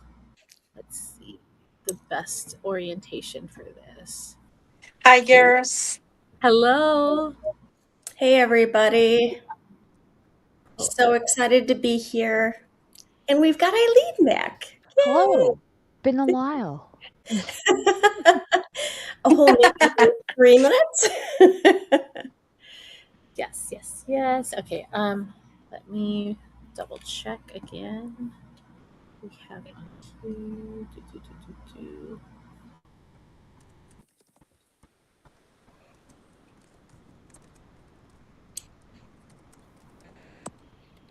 As Layla's doing that, I will give a vouching point of saying how much I do believe in this organization. And I donated for years and years and years. And luckily, my husband's job offers a doubling of everything we donate. So, if your job offers that type of thing, I highly suggest sharing your dollars with AiArthritis and then having your employer match it. That's amazing. That's a great strategy. It is very cool, and there's a limit. So there's definitely prioritizing that goes in. Yeah, sure. But like my husband, he always knows. He's like, yep, when are we doing our AiArthritis donation? Which I love. Okay. So here we are. Thank you again, everybody, for being here. And again, with the fundraising, whatever you guys can do, either sharing or donating yourself, even $5 really makes a difference. So thank you all. And so I am going to close out that comment, and we're going to go and move on to this. Oh no. Oh no, Kim dropped out again. Oh. Okay. Okay, I will have her go. We're going to be doing introductions first. So when she comes back, Sure. I will make sure she's on. Perfect. Why don't I see Eileen? I see Eileen. Okay. I'm She's here. trying I to make see her. sure everybody is on the stream at the same time. Yeah, so far there's 4 of us. Okay. Yeah. Oh, here we go. Yep. Alrighty. Let's try this one more time. And There we go. Awesome. Okay. So let's go this. Okay. This panel is meant to really be able to show the nitty gritty, the real, the raw, honest conversation of what it's like to be a patient living with our diseases. I think it's pretty cool. We have a little bit of diversity of the different diseases that are on here. I wanted to give a shout out to one of our panelist who was supposed to be on, but she's actually not feeling too well. Carrie Wong, or Float Like a Butterfly. She is one of the oldest AiArthritis volunteers as well, and was staff at AiArthritis and has, created a whole community herself, representing sarcoidosis and all of the different other diseases that she has, being a columnist and just, raising awareness for sarcoidosis and her other diseases. So shout out to Carrie. We really wish that you could be here today. So sorry that you're not feeling well, but thank you, Eileen, for stepping in and being an amazing double segmenter right back to back. So thank you again for your time. And I will start out with having you all introduce yourself, what your name is, where, how you're connected to AiArthritis, where you're tuning in from, what your diagnosis is, all of those things. So if you want, Deb, you want to start out? Sure, I'd be happy to. Hi, everybody. I'm Deb Constein. I am in the Madison, Wisconsin area in the U.S. And I was diagnosed with RA at the age of 13. And just recently, I've got lots of comorbidities, have had stenting from cardiovascular disease related to the inflammation. And Sjogren's disease has been added to my plate. And this past week, I also have been told that I have psoriasis, which was brought on by Actemra, which for the 3rd time I was brought back onto it, and it caused a outburst of psoriasis. So now I've got psoriasis with a potential crossover with psoriatic arthritis. Too soon to tell, but yeah, my plate's growing. But I have been a longtime volunteer of AiArthritis, not quite as long as Deanne or Carrie, but shortly after, so a little over 10 years, and have my fingers in a lot of different areas of AiArthritis, and just love everything we do. Awesome. Sarah? Hi, everyone. I'm Sarah. I'm from Brazil. I am 32 years old. And as of April 2022, I was diagnosed with Still's disease. So far, it's only Still's disease. But now Deb mentioned she got psoriasis from Actemra. Now I'm worried because this is the medicine I take. I should ask my rheumatologist about that. So I was on it. Thank you for that info, Deb. It's all good. It's all good. I mean, this is a really weird reaction that happened with me, and don't be concerned until something happens, and then go to your rheumatologist. You'll be fine. No, I'm not concerned. I'm just curious. Yeah. And if we're talking about strange side effects, I'm gonna maybe spoil something, but I guess many of you already know that.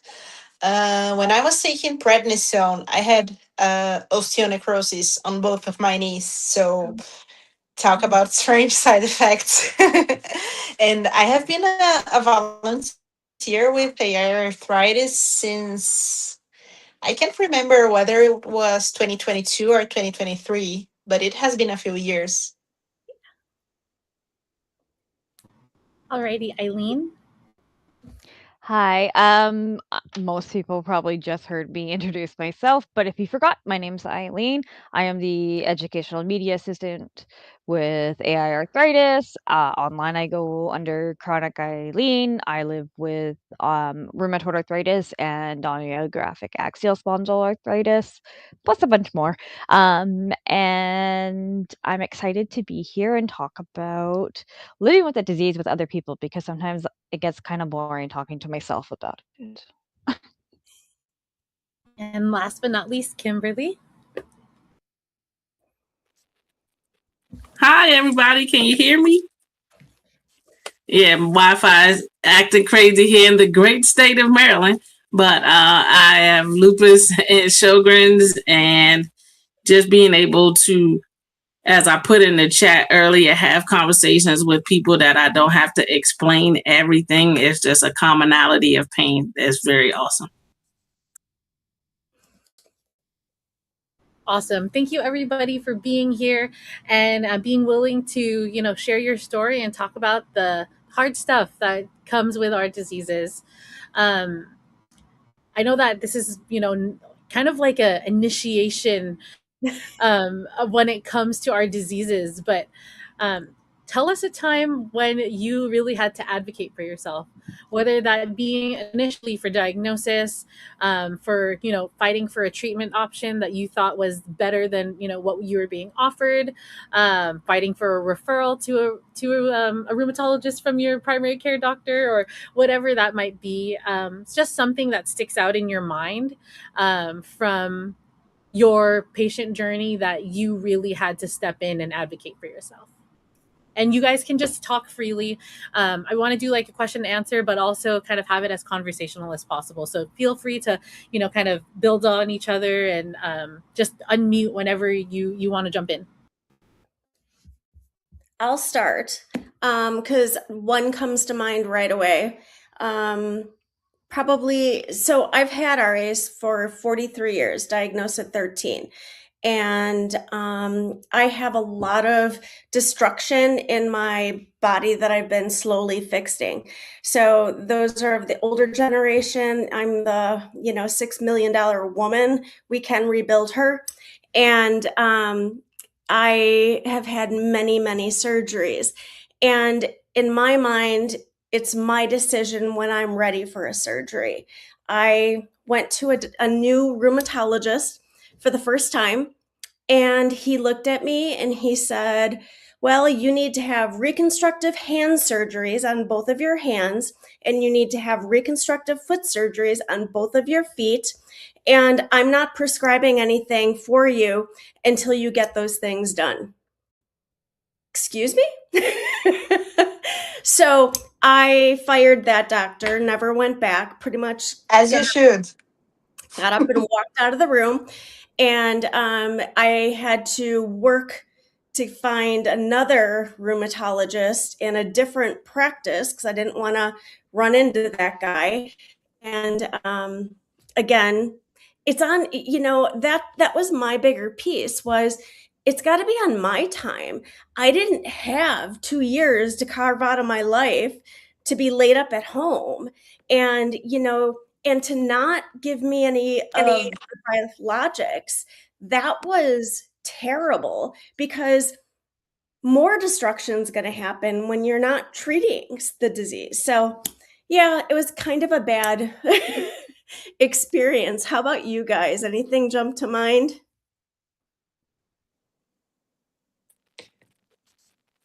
Well, my case, it's a lot simpler, but then again, I haven't had my diagnosis for that long. As I have told you, I was taking prednisone and it almost destroyed my knees. Thankfully, my rheumatologist was quick to catch it.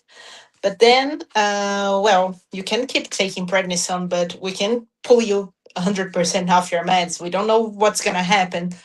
And then she said, look, there's this biologic. It was an Akinra. There's this new biologic. She told me, I remember she told me, I have one patient that I treat him with it. She is a professor at an excellent university here in São Paulo where I live, and she said I treat him at the hospital from the university, but I'm sure we can get it to you too. Um, but then it didn't work out because Anakinra is not yet approved in Brazil. Sadly, I wish it were. But and then I was okay. Let's do this. Ever since getting sick, my life has been okay. Let's do this. Like how can I work this out? I can't. So let's do this. And then I remember it's something silly, but I remember my sister told me she's using you as her lab rat. She has one patient with this medicine. How are you gonna just say yes and just dive in head first? And I felt like I am a lab rat. I have a rare disease. It's like Steele's numbers are really literally like 1 in a million. So like I don't have many options here. I get you. But And then you again, gotta make that it didn't decision. work out. But sorry. You've got to make that decision for you Yeah. and whether it's worth it. Because if I would have listened to family and everybody else, you know, I've been on medications for so long that I know it probably will shorten my lifespan, but I'm living, you guys. Yeah. Yeah. So there's a good, trade off. Yeah. Yeah, I'll take it. Oh, but the Yes. side effects, I'll take it. I don't Yeah. want to be in the hospital anymore. I don't want to spend 14 days in the ICU, burning fever, and having doctors look at me and tell me I have no idea what's happening to you. So if what it takes, it's taking a shot of something I don't really know what's gonna happen, but hey, it's gonna make you feel okay. Give me. Yeah. Like Carrie, did you, or anyway, it Kimberly, still makes me mad. yeah. Kimberly, do you have something to add? You sounded like you did. Yeah, so they kept telling me I had lupus belly. So every time I came in with my stomach hurt, the things I'm eating is making me have issues in the bathroom. They kept saying, "Oh, it's just lupus." Every time I was coming, "Oh, it's just lupus. It's just lupus." I'm like, "No, it's not. Something else is wrong." And when I finally went to a GI doctor, yes, I had gastritis, hemorrhoids, and a hiatal hernia. So you can't. Sometimes we can get caught up with, okay, I finally got diagnosed. That solves everything. No, it doesn't. You have comorbidities. There's other things happening. So making sure that you have a good communication style with your doctor to be able to say, yes, I understand my diagnosis, but something else is still wrong. And you know you better than anybody, for sure. How about you, Yeah. Eileen? Yeah, I was just listening to the conversations. First and foremost, like Tamara almost put me in remission for rheumatoid arthritis. I'll always have a little love spot for that medication, but also I have been on many different medications now, and the last one that I started actually was it was actually like we decided to experiment by putting me on it because I didn't actually have a diagnosis for the disease yet. So it was for something that didn't treat rheumatoid arthritis. It was for non-radiographic axial spondyloarthritis. Mm-hmm. And so that was part of how I got diagnosed, because it's really hard to diagnose that condition. And I think at that, I look back to that moment when I started the medication, and the first time I started a biologic, I was absolutely terrified. I wanted somebody to be there with me when I tried it first. I was all worried about side effects, all this.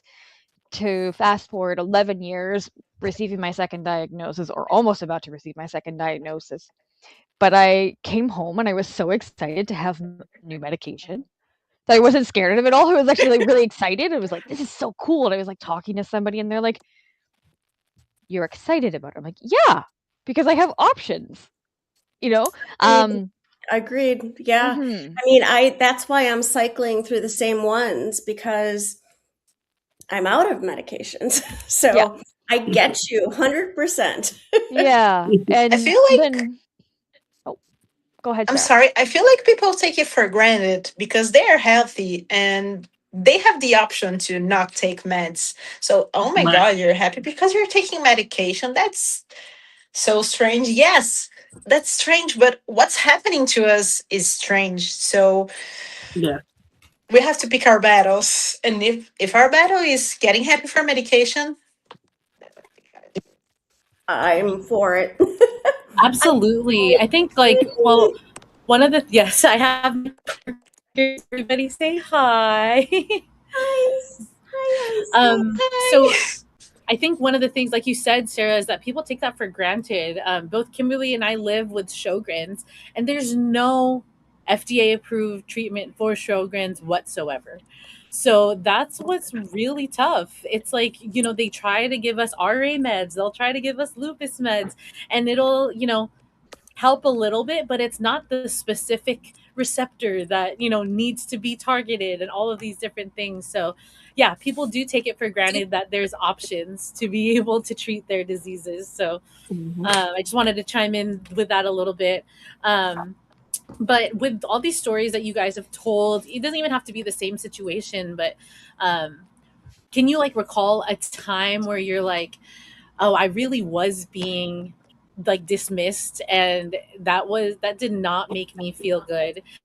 I think that a lot of people can relate to that, because we cycle through so many doctors and all these different things, but I think hearing some stories about like the time that you felt like that you were dismissed, and like how you dealt with navigating that situation.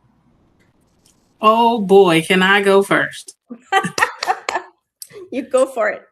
please, Kim, I enlighten us. In 2020, I started having issues with my back. I couldn't stand up straight. My breasts were beginning to harden. It was changing colors.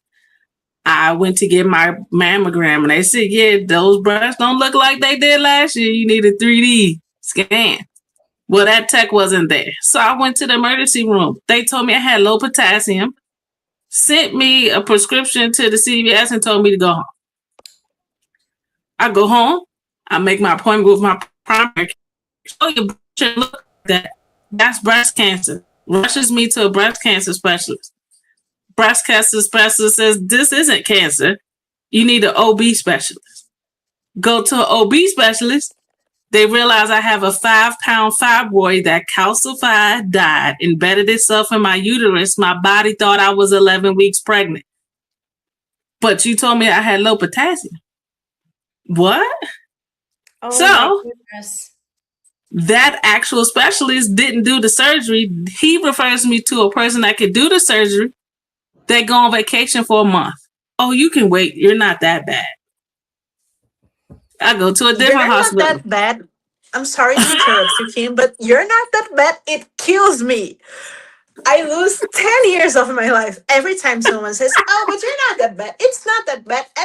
At least it's not cancer. Shut up. So, a different hospital in a different county. They admit me immediately. The next day, I wake up in ICU, 10 doctors standing in front of me. The one woman says, oh, you're not in that much pain. You're too fat for the surgery. There's women walking around with bigger fibroids than you. You're just exaggerating. Go home, come back, and we'll try the surgery. What? Excuse me. So I got an advocate in the hospital. My uncle called from Florida and said she needs an advocate now. The next day, I was on the books for the surgery. I got the hysterectomy 2 days before they shut the world down for COVID. They released me. So the breast issue was still there. So my breasts were dying. July 2020, had to get a double mastectomy because all the tissues died. Came out of that surgery, my fingers turned blue.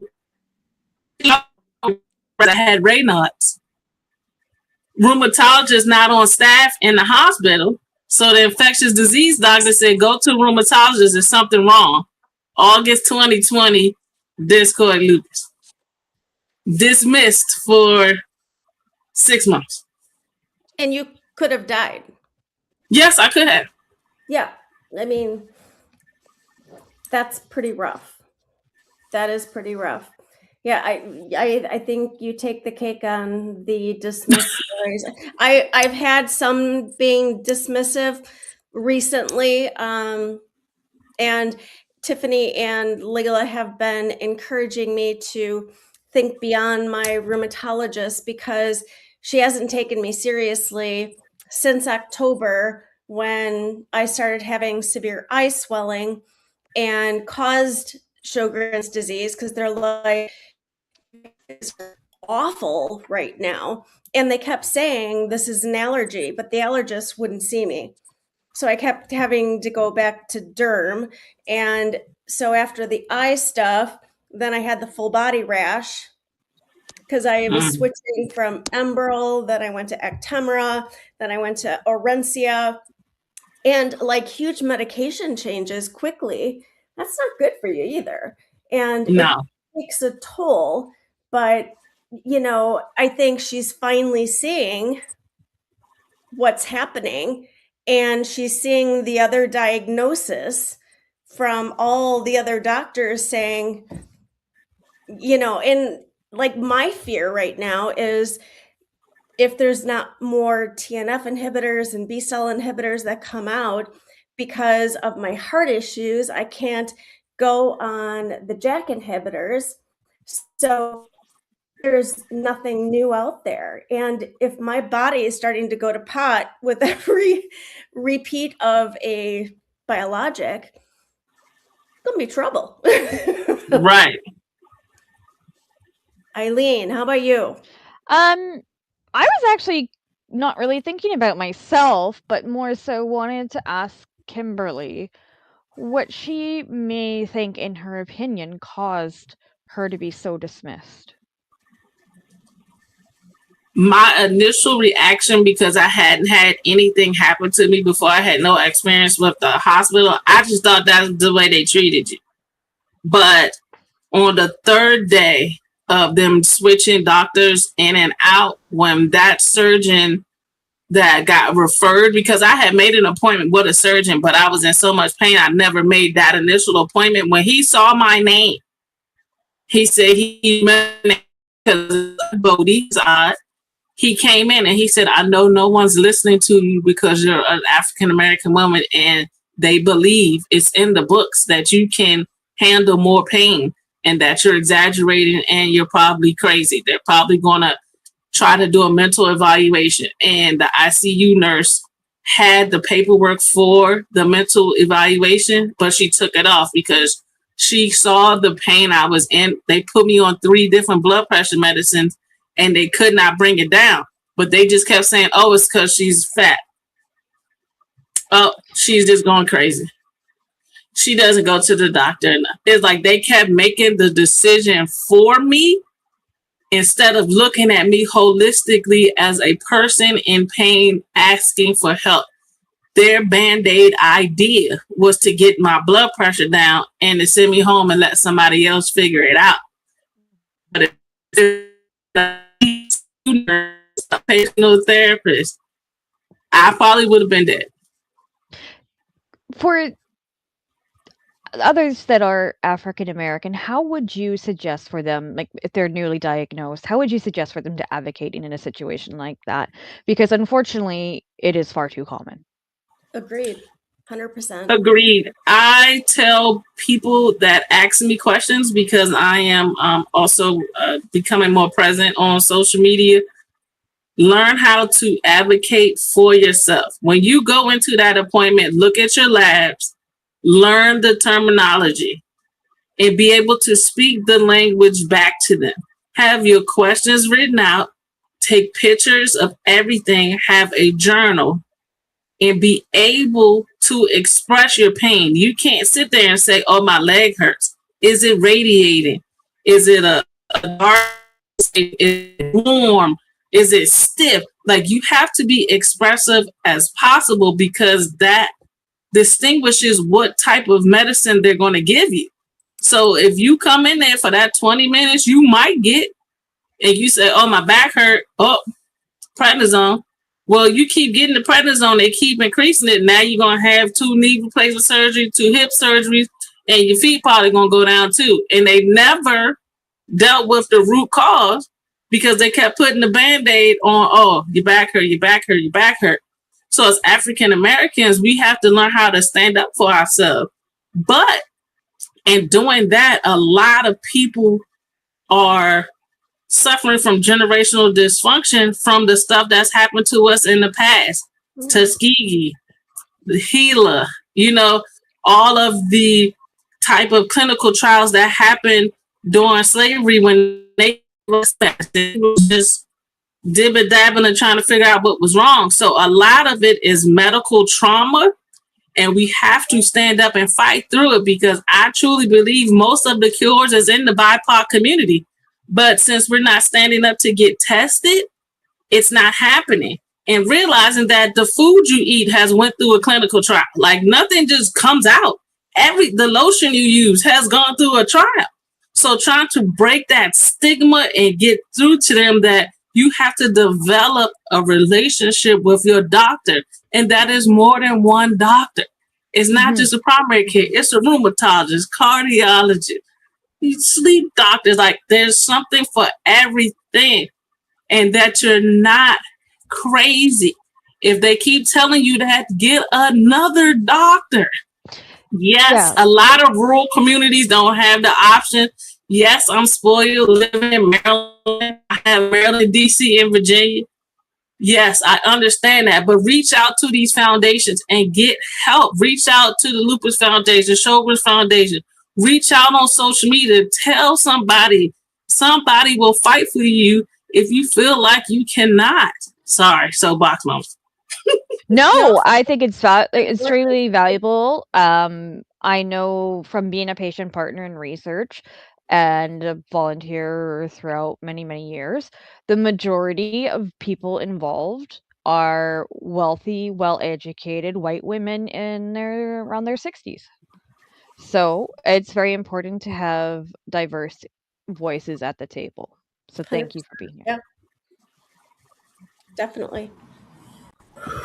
Absolutely. I think that both your story and Sarah's reactions and everything earlier, like being bold, being honest, and just being raw. Like, it's serious. No, seriously, it's so important, because so too often we try to like sugarcoat it so that we can, be tasteful for everybody else, and it just doesn't make sense. People really don't understand what goes on with our diseases and how much really is, there's so much depth to it. Like, who would have known that there's so much that there was so much going on with you, that obviously it wasn't just lupus and things like that. Like, I just don't understand how it still continues, no matter how much we talk about that. We all know that Black women get, less quality of care in the United States, that people who are overweight often get less quality care in the healthcare system. And so thank you, Kim, for sharing that story, because even though it is probably such a traumatic situation that you went through, it really does help others to see, like you said. I think advocating for clinical trials, I haven't heard anybody probably say it better than you did. Like, your lotion has been through a clinical trial. The Diet Coke that I'm drinking right now has been through a clinical trial and somehow deemed safe, right? Like, Granted, you didn't buy it from some farmer's market. Exactly, right? Right. Maybe, the only thing is maybe some organic honey that we got, at a farmer's market or something. But no, definitely, it's we are so lucky to be in the stage that science has advanced this much, and for people to not take advantage of it and feel grateful that we do have all these new treatments out there. It's sad. It sucks, because these medications can't get on market unless people are willing to do clinical trials. and have safety profiles for all of the different people unless those people are in the trials. So that's the biggest thing. And Kim, the you made a comment early on during that you telling your story was about African American women, or again, I'm not sure if you'd prefer it be called Black or African American, or I'm not good at that, so please correct me. You're fine. But I've heard that statistic of that they can handle more pain, and like I've read that recently. Mm-hmm. And again, I call BS because, we're all people. Everybody's different. You can't tell me that, you just can't. I always say, who told you that? You standing What? right there, in there. Who told you that? Where is it in the book? Agreed. Because where are you getting this from? I'm an African American Black woman, and I'm telling you I'm in pain. And you're telling me it's because I'm fat? Who told you that? I'm healthier than a lot of skinny people out there, and I have so many things going on in my body. It just because it's the first thing that popped in my head. Lucy out here riding her bike, as thin as a board, to drop dead from a stroke. I'm still here. So who told you that? Agreed. And I've read it recently, and when I read it, I was calling BS in my head, because I was like, where did that even come from? And I'm gonna probably after this see where their documentation came from. I agree with you, Kim. I saw in the chat too that someone said also bringing someone with you makes a difference. Mm-hmm. And like in terms of like being able to advocate for yourself. And I had never really felt that way or experienced it until I gave birth a few months ago. I had never like been so incapacitated that I didn't feel like I could navigate or advocate for myself. And this is, the first time that my husband was with me the whole time. Usually I'm like, it's okay. Like, you don't have to be here the whole time with me. Like, I'm fine. I'm used to it. I'll be in the hospital, go do what you need to do with the dog or whatever at home. But this time, like, I don't know what it was, if it was the hormones or whatever it was with giving birth, but I had to tell them my birth over again, and that had a pin in my hip. And I was like, I literally gave you all like handouts. I did all of this to you. And every doctor, every resident, every nurse that came in still tried to ask me the same questions. And I had never seen my husband like step in and be like, she literally gave you a paper, go read the chart, go ask whoever came in before you to figure this out, because you're causing unneeded stress for all of this. And I think that's the hardest part, is asking for help. I didn't even ask for help in that situation. He had to step in. I still have a hard time with asking for help. But I think that if you have somebody that is trusted that can help you, if you can't, if you don't have to be there by yourself, there is strength in numbers, even when it comes to talking to a doctor. Because I have totally found that if I know I'm getting not great news, I know my brain will shut off. That is when I know I need somebody there with me, because they need to fill in the gaps of what I just missed.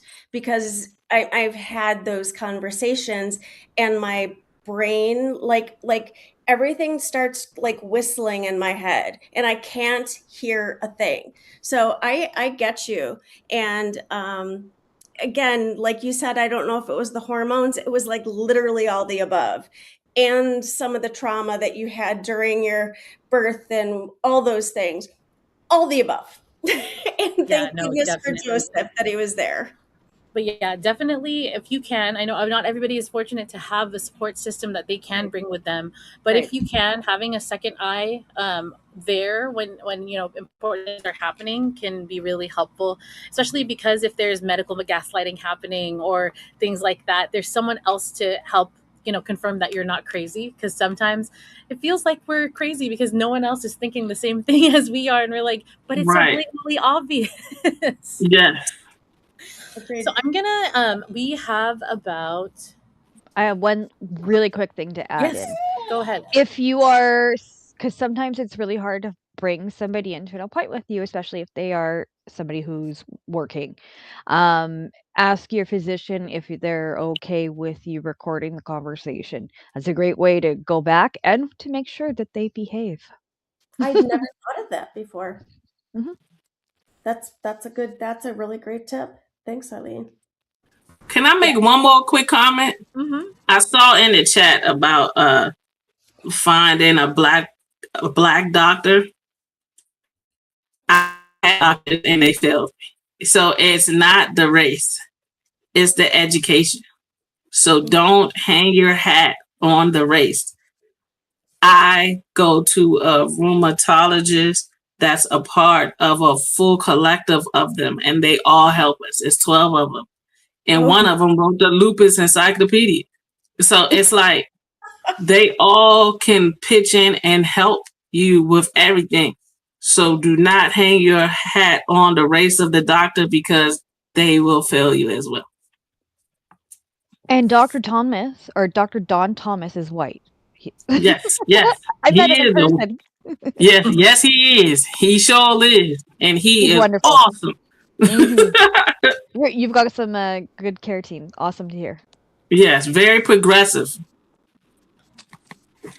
I would like to add something that I also saw in the chat, that on top of dismissive doctors and medical staff in general, there's also issue with your health insurance telling you, "Oh, I'm sorry, this is not covered, so I'm sorry, there's nothing we can do," and that's so messed up. It happens in Brazil too. Um, Although we do have universal healthcare here, it's complicated. In the larger cities, it can take months for you to get an appointment, and when you're in a flare, you can't wait for months. And sometimes healthcare companies won't accept, for example, Still's disease. I'm lucky enough to have my healthcare company that accepts everything. But my rheumatologist nowadays, she makes all the paperwork with the RA code, as if I had RA instead of Stills, because RA is far more common, even though it's technically still a rare disease. Mm-hmm. There's It's more common, so it's easier to navigate. So on top of everything, we still have to think of that, and that's exhausting. Yeah, it really is. And I know that our advocacy team does a really good job with trying to figure out ways to help with those types of things when it comes to step therapy and all of that kind of stuff. It's just such a pain when like that there's so many other medications that would be more helpful than the first line things that they give you. And what they don't realize is that you're still going, that whatever months that you're trying those medications, you're still going all of that time in pain, having fatigue, in brain fog, hoping that this thing is going to help, but it really doesn't. And that can be really disheartening for people, especially just getting newly diagnosed. People feel like it'll last forever. I'm always going to feel like this. My life's going to be like this for forever. And that's really, really disheartening for people who just are, kind of walking their journey for the first time. So we need to do better. We really need to do better for patients when it comes to those types of things, and get them the right treatment for themselves. Precision medicine, personalized medicine Mm-hmm. is super important.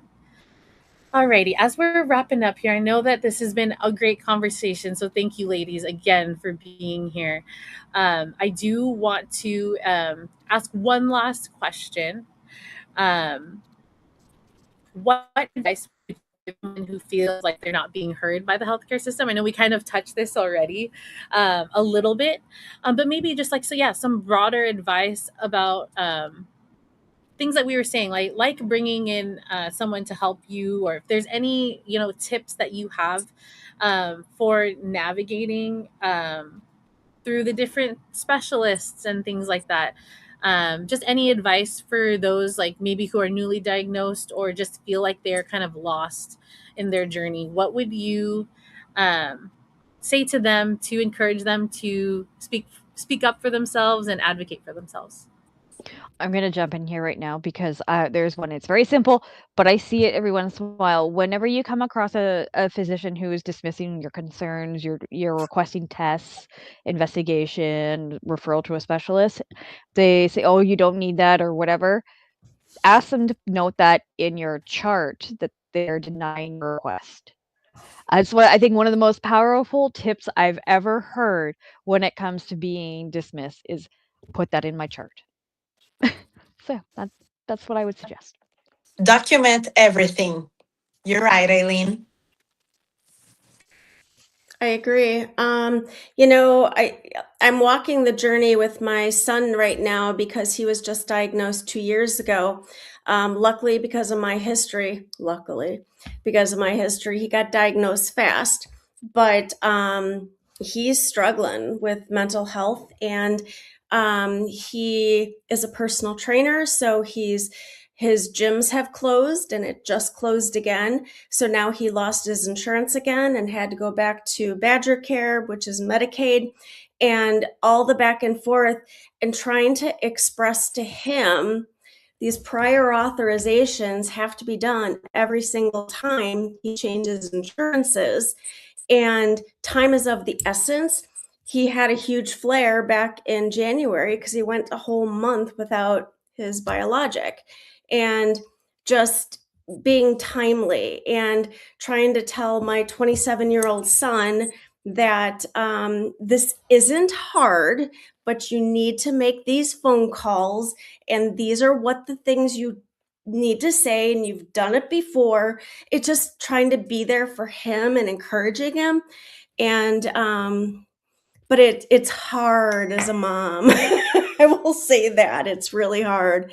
But that would be the one tip, is just, really being thoughtful of, and you've got to learn the process too. So that's starting somewhere too. And they do have healthcare advocates at the hospitals that Yes. you can ask those questions to, and help walk you through. So he's not listening necessarily to his mom. He could be listening to somebody else, but he does come to me with questions. So I'll take it when I can. I would add, I was going to say the advocacy part, but I would also add, once you're comfortable sharing your story, have an elevated speech, a 1-minute speech, and then a full out speech, depending on who are you listening, who's your audience, because as you're speaking to people, you never know who you're speaking to. Get to know who your local politicians are, your mayor, your county council, because they'll be the senator, they'll be congressman, they'll might be the president, and if they know your stories, they will fight for you as the bills go through. Agreed. Absolutely. I would also like to add, I'm sorry, No, go ahead. but mental health is so important. I have noticed, especially with STIs, but I believe it's true for other diseases. Stress plays such an important factor in our flares, in joint pain. So I know, sadly, something that not everyone has the capability, whether it be financial or the available hours to do so. But if you can, it's so important. And not only for stress management, but also to make peace within yourself, that's something that was really hard for me. Understanding that all of a sudden my body suddenly decided, oh, look at these healthy cells, they are the enemy. And it's complicated. So, working on my mental health with a professional, with a psychologist, with a psychiatrist at the beginning, it's also really important. And there are some professionals who are specialized in patients with other conditions, people like us. Uh, be- so I believe they have a more human approach to our conditions.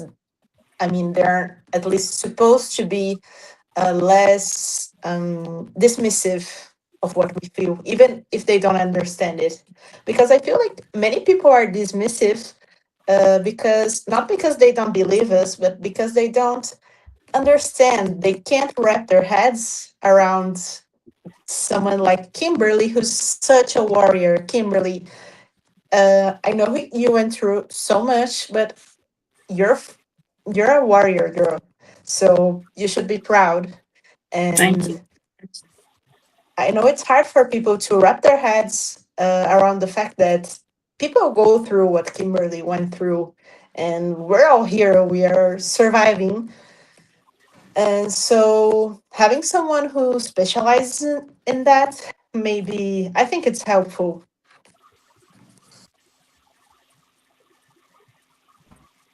Yes, depression and anxiety are really common comorbidities to all of our diseases, and it's definitely a really big transition when you get diagnosed, to be prepared mentally for what the journey is. So thank you for mentioning that.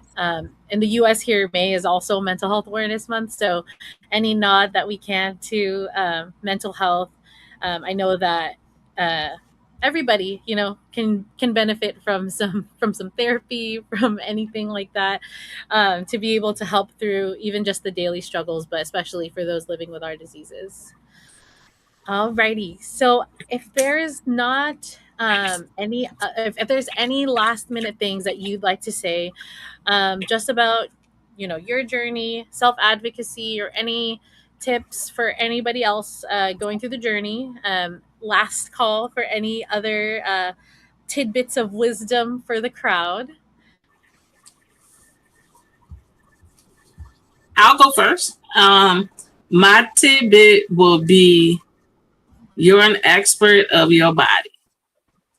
If they are not listening to you, write it down, present it, have it added to your file, and find another doctor.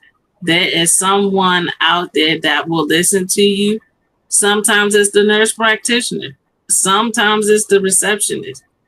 Sometimes it's another patient in the waiting room. You join forces and you can change the world. Speak up, speak out, be bold. Thank you. Judy just sent something in the chat. She says, we are all in this together, and together we are stronger. I think that's the lesson for the day, something that we're gonna take from today onwards to our lives. We need to gather our strengths. I think that's really something important to make our voices heard. Sometimes you can't speak for yourself, but you will find other people who will speak on your behalf. And who better than a fellow patient, someone who understands what you're going through. So yeah, together we are stronger.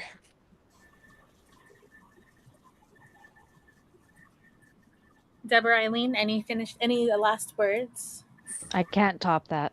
They're fantastic. I'm there too. I'm there too. These two ladies did a great job. Well, amazing. Thank you again, all of you, for being here, for using your voice to help bring all of this good information and tips and tidbits to the community. I know it's not easy to sit up here and tell your story, but we really appreciate it. And you did an amazing job helping us to draw awareness. Put some of our AI arthritis resources in the chat, specifically our mystery patient guide and our health care practitioner communication guide. Sometimes when you go to the doctor, it's really hard to remember what you want to ask. So, like Sarah said before, document. Any questions that you might have, make sure to write them down, put them in your phone, so that you don't draw a blank when you're at the doctor's office. You only get 15 minutes with them every 4 months sometimes. So it really just depends.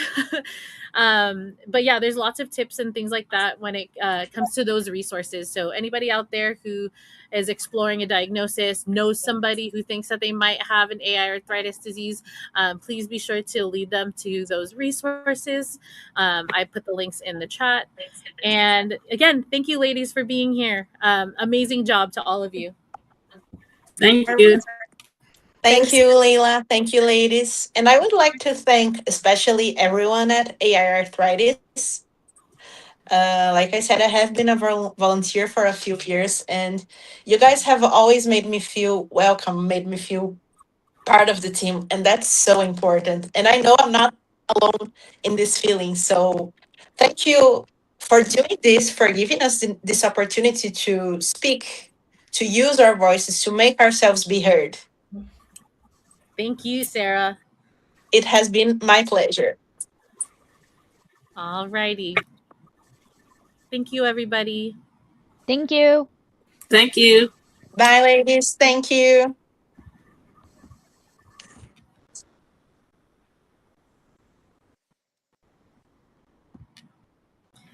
All righty. So we are going to be heading into our next segment. Again, I just wanted to remind you all, if you can, to donate to our World AI Arthritis Day 2026 fundraising campaign here on Give Butter. I'm going to drop the link in the chat again. If you or anybody you know is able, please help us to keep these awareness efforts going by donating to our campaign. Right now, we're going to be going into a special segment that's called hashtag my AI arthritis disease. And these are going to be stories from patients who are either volunteers or friends of the organization that are just going to tell a little tidbit of their story and let you all know, kind of what stands out to them in their journey and what they think in their journey can help others. I have 2 videos and I have 2 blog posts that I'm going to highlight. So thank you to Shadi and Sarah for sending in some videos for us to for them to talk about their story. So I'm going to go ahead and start with Shadi's video. Hi, I'm Shadi, and I'm here to talk about my journey with rheumatoid arthritis. I was diagnosed with rheumatoid arthritis in 2005. I woke up one morning with my feet hurting in the worst pain of my life that I can describe. It hurt just to even touch them on the floor. And I was getting ready for work, and I just thought I could make it and push myself. I know I'm insane, but I tried to push myself, but it didn't work out. After waiting maybe 2 weeks to get into my primary care doctor, because we did not have insurance at the time, she said that I probably have sarcoidosis or lupus. So she needed to do chest x-ray to find out what was going on.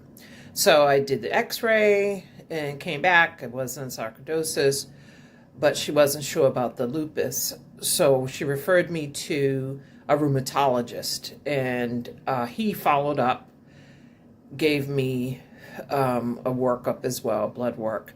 and diagnosed me with rheumatoid arthritis. And at the time, like I said, we did not have health insurance. So I only was prescribed Dolabid, which is like an ibuprofen type of drug.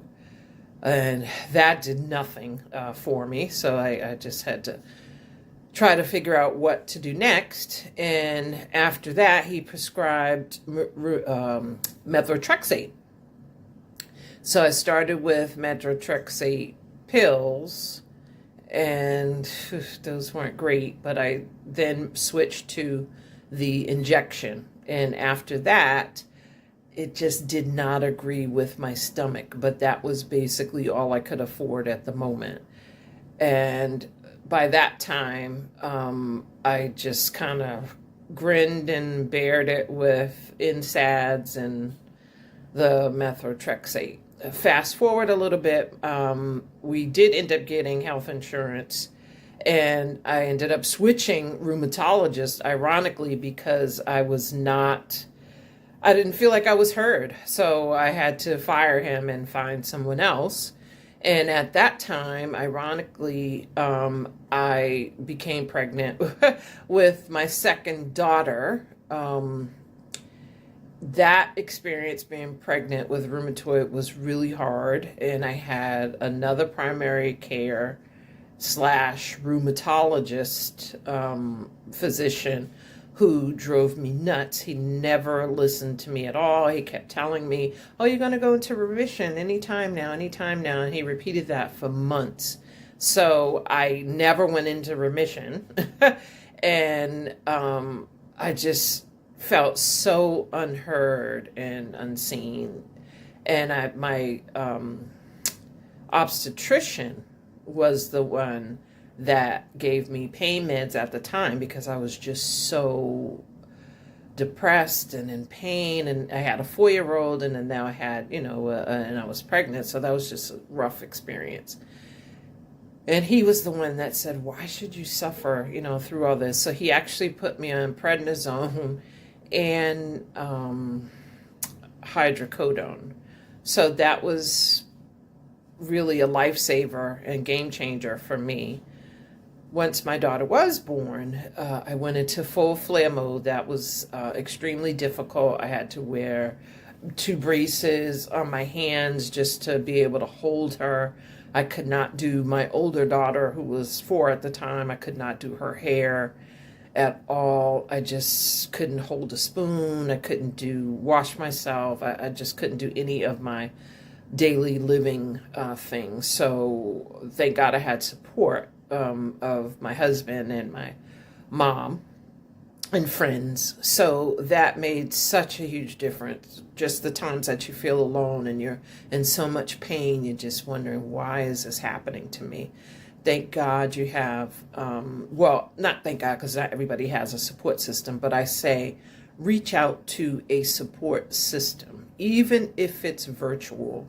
It makes such a difference in your mental health and just your well-being, just to have someone, they might not even have the same diagnosis you have, but just to have someone that understands what it's like to not know how you're going to feel from minute to minute makes such a difference. So I would say just look for support, no matter where that is, because it really is a game changer and something good for your mind. So after, I'm not going to go through my whole story, but years have passed, and I've been working to just kind of find my new normal with RA. And I say that because in 2023, I was diagnosed, I guess. I came down with COVID, and I was in the hospital for 3 months, in the ICU, on a ventilator, feeding tube, you name it. I was on the brink of death, and I am here, obviously, to tell you the story.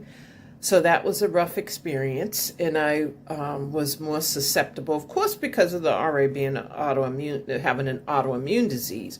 But I am also on Rituxan infusions, which I've worked my way up to. And because of that, I'm more susceptible, which, I know that's hard to have some of the bad side effects, but the alternative of being in the bed, just wanting to die and feel like in so much pain you don't want to go on, is the alternative for me. And I just choose not to have that. So if I'm going to take some odds, I'll take that. So my experience with Rituxan has been really good. So I'm glad. And I have been on several biologics, and they didn't all work out. This Rituxan is my 9th drug that I've tried in the 20 years that I've had rheumatoid, but it is what it is. I mean, I take it in stride, and like I said, I'm here. I'm just lucky to be alive and glad that I'm here to tell my story to someone else. You may not be able to relate to my story, which is fine. I know we all have our own experiences with inflammatory diseases, but I just wanted to share mine and let you guys know that you're not alone. We're all in this together.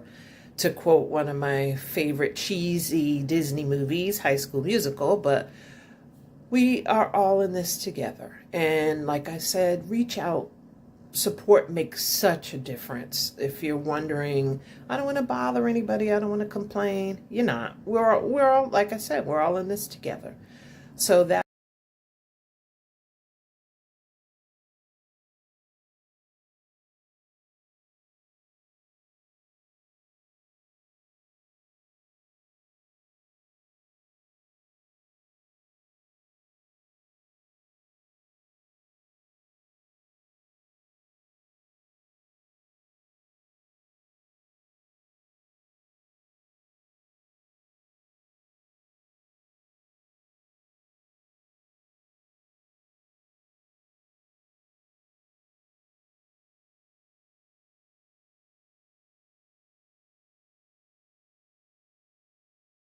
Hi everyone, I'm Sarah, I'm 32 years old, I'm from Brazil, and I am a person living with Still's disease. I was invited by the team at AiArthritis to share with you my lived experience for this World AiArthritis Day. I was diagnosed in April 2022 when I was 28 years old, and between my first symptoms and my final diagnosis, it took a little over a month, which is fast compared to other patients I know. But I was lucky. I know it's a strange word to use, but I was lucky because my main symptom was high fever. When we talk about joint pain, people will usually tell you, oh, are you sure it's not all in your head? Maybe you're overreacting. But a thermometer doesn't lie. There's no way a person will look at it and say, oh no, I don't think your temperature is that high. So that made things less difficult for me. During my journey to my diagnosis, I spent 14 days in the ICU. I was having fever for a week already, and because I also had the typical Still's cough, the doctors assumed I had a sinus infection and prescribed antibiotics, which obviously did not work. I was frustrated, and I did something that I now see was very dangerous, but it felt right at the time.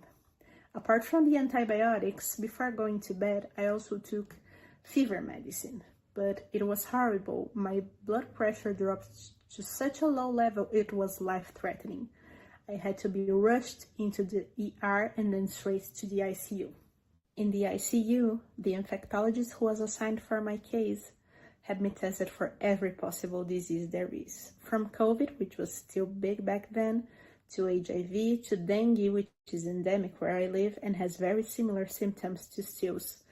But of course, everything came back negative. Still's diagnosis is an exclusion diagnosis, so that makes things that much harder.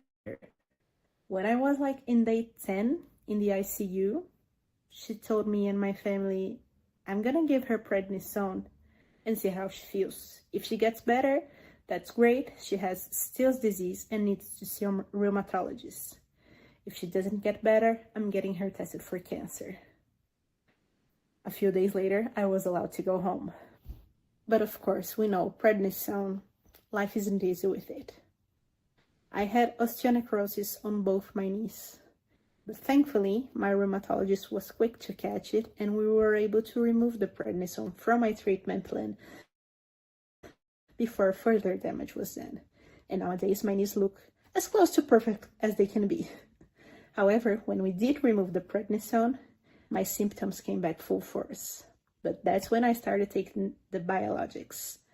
That was in December 2022. It was almost 4 years ago. And I haven't had fever or significant joint pain or any other symptom ever since. But biologics are still very expensive. Not everyone has access to them. And that's one of the reasons we are doing this day. We are here spreading awareness so more people get to know our diseases, more medical staff, nurses, doctors, scientists, big pharma companies, why not? So they need to know we exist. They need to hear us. And in hearing us, they might help us find alternatives so that everyone gets a treatment. Everyone has a chance to go into remission. This is what this day is about, driving our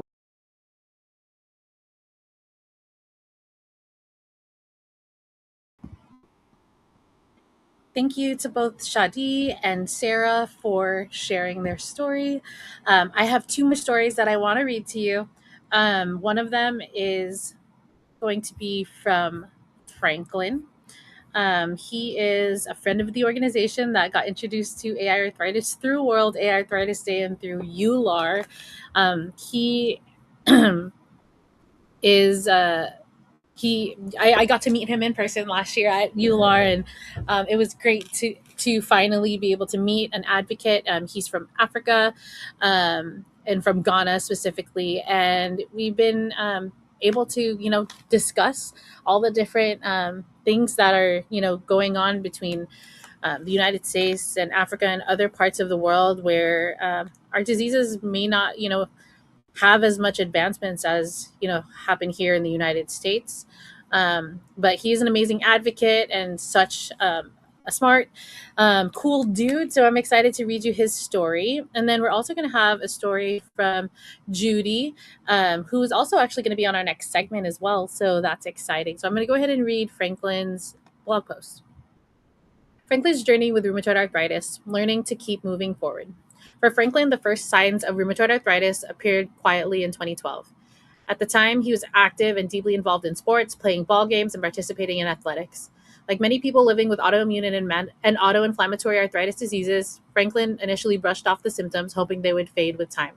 Instead, they grew worse. Over the next several years, he experienced increasing joint pain, swelling, stiffness, fever, and fatigue. Without a clear diagnosis, he kept pushing through the discomfort and trying to maintain his normal life. I kept hoping it would pass, Franklin shared. It did not. The night everything changed. The turning point came on November 12th, 2014. November 2nd, 2014. That night, Franklin experienced pain unlike anything he had ever felt before.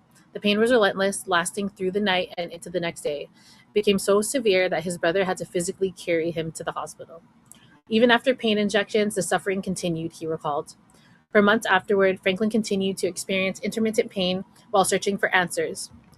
Finally, he was diagnosed at rheumatology clinic of Corlebu Teaching Hospital. Receiving the diagnosis brought mixed emotions. There was relief because he finally had an explanation, but it also marked the beginning of a new reality I had to learn to live with. What people don't always see. Like many people living with RA, Franklin often appears fine on the outside. People may see him smiling, standing, or moving through daily life, but what they cannot see is what is happening beneath the surface. People do not always see the pain, discomfort, brain fog, depression, and fatigue that may be happening beneath the surface. There are days when simply getting out of bed feels impossible. Franklin compares it to a car that refuses to start in the morning. Everything is there, but the engine will not turn over. Simple tasks that many people take for granted, like holding a spoon, brushing his teeth, or lifting a cup, have at times become difficult. The condition affects more than just my joints. It affects my energy, my movement, my confidence, and at times my ability to do things I once loved most. This is one of the realities of autoimmune arthritis diseases that many people fail to understand. The illness is often invisible, and because it's invisible, it can be harder for others to grasp the full weight of what patients carry every day. Learning a new way to live. Over time, Franklin has learned that living well with RA requires patience, discipline, and acceptance. Managing his condition means staying consistent with medication, making necessary lifestyle changes, and learning to listen carefully to his body. He has also had to accept that some parts of his former life, especially intense physical activity and sports, are no longer possible in the same way. I can no longer live exactly the way I did before, he said. The adjustment has not always been easy, but Franklin has found strength through faith, family support, close relationships, and connection with others who understand life with chronic illness. Good medical care matters too, he emphasized, as does regular monitoring and the willingness to adapt when my body needs to rest. For Franklin, managing RA about more than medication alone. It is also about mindset, support, and learning to live wisely within new limits. A different road, not the end of the journey. When Franklin reflects on his experience, he compares it to a road trip. It has not been smooth. There have been painful detours, long stretches of uncertainty, and moments when he felt completely stopped in his tracks. But there also has been growth and grace and resilience. If my journey were a road trip, I would want others to know that it has not been a smooth road, but it has not been a hopeless one either. That perspective is what Franklin hopes others living with AI arthritis diseases can hold on to. An RA diagnosis does not mean life is over. It does not mean purpose disappears. It does not mean joy is no longer possible. It simply means the journey must be traveled differently. There may be slower days, more rest stops, more support needed along the way, but forward movement is still possible. Franklin's story is a reminder that people living with chronic illness need understanding, compassion, and encouragement, not pity. With the right support, he said, we can continue to rise, rebuild, and live meaningfully one day at a time.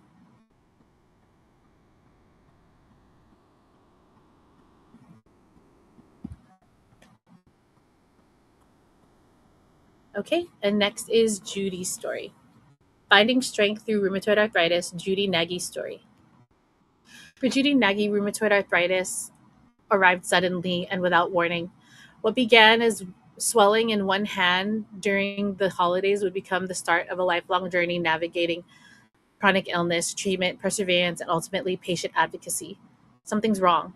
Judy was living in Columbus, Ohio, working as a convention and show coordinator when she went home to Vermilion, Ohio for Christmas. On Christmas Eve, while visiting relatives, she noticed severe swelling and pain in her right hand. I kept showing it to my mom, Judy recalled. I said, something's wrong. The pain quickly intensified. I started to get pain in the same arm.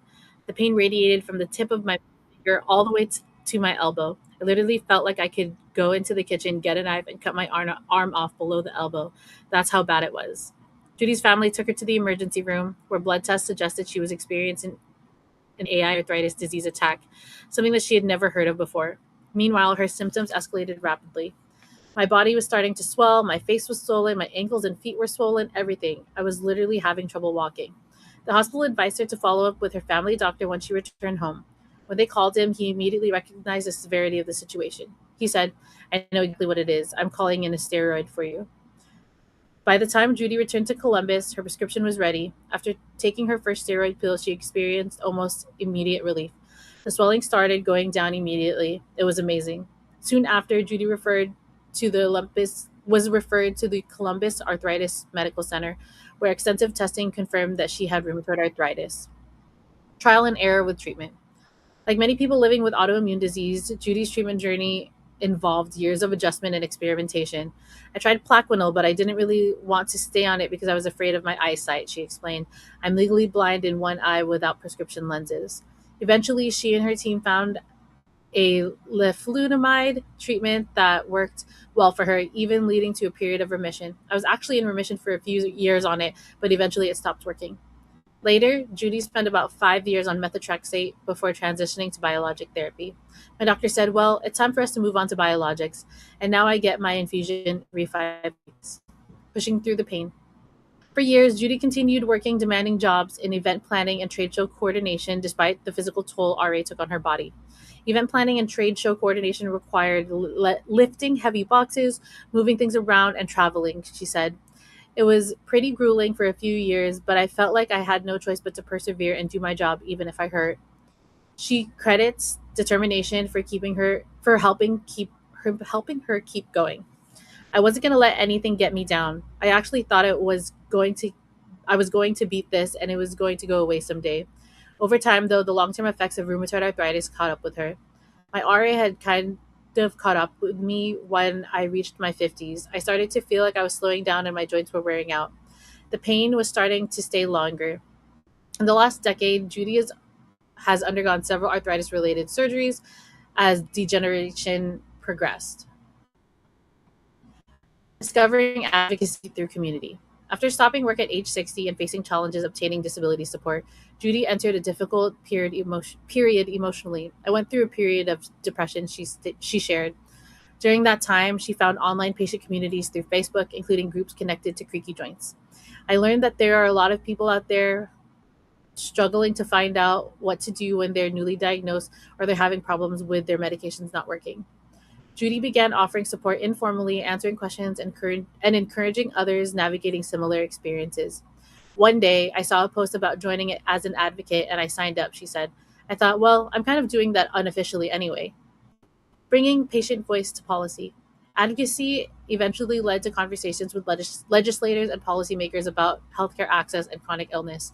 Senators and government people, they're just the same as everyone else, she said. Each legislator or senator that I met with was very warm and welcoming, and they listened to our stories. Those experiences reinforced the importance of patient voices in healthcare policy discussions. I believe that it's extremely important that our government understands that people with chronic illness have special needs, and we have to have a voice to make sure that our needs are met. What makes a good patient advocate? For Judy, advocacy starts with with compassion and a willingness to help others feel less alone. I think it takes someone who is passionate about making a difference in helping people that have chronic illnesses, she explained, and being willing to reach out to the community and your peers to make sure that we all have a better life. Advice for newly diagnosed patients. Judy encourages people newly diagnosed with rheumatoid arthritis to prioritize finding the right doctor and building strong support systems. Make sure you have a great relationship with your doctor, she said. Many insurance plans will cover getting a second opinion, and it might be useful to help you find a doctor you are more comfortable with. She also stresses the emotional impact of living with chronic illnesses and the importance of connecting with others to understand. Having a chronic illness can be very depressing because you're living with something that a lot of people don't understand. Whether through friends, family, support groups, or patient communities, Judy believes no one should navigate chronic illness alone. It's my mission. Today, advocacy has become deeply personal for Judy. I feel it's my mission and my passion to help fellow peers with chronic illnesses deal with these diseases on a daily basis, she said. After decades of living with rheumatoid arthritis, Judy continues her lived experience to support others, proving that even through pain, uncertainty, and setbacks, patient voices have the power to create connection, understanding, and change. Thank you to all of our patients who sent in their stories, whether it was through video or through blog post. Really, really appreciate it.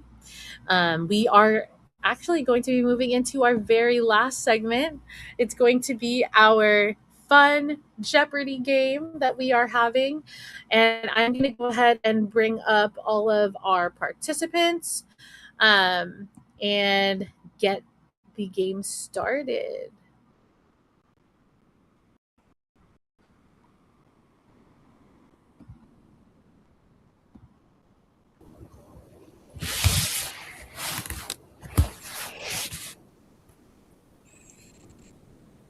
Well, hello, everybody.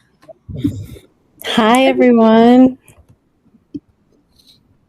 Great to be here. Hi, everyone. Okay, so I am trying to figure out sharing my screen. Give me 1 second.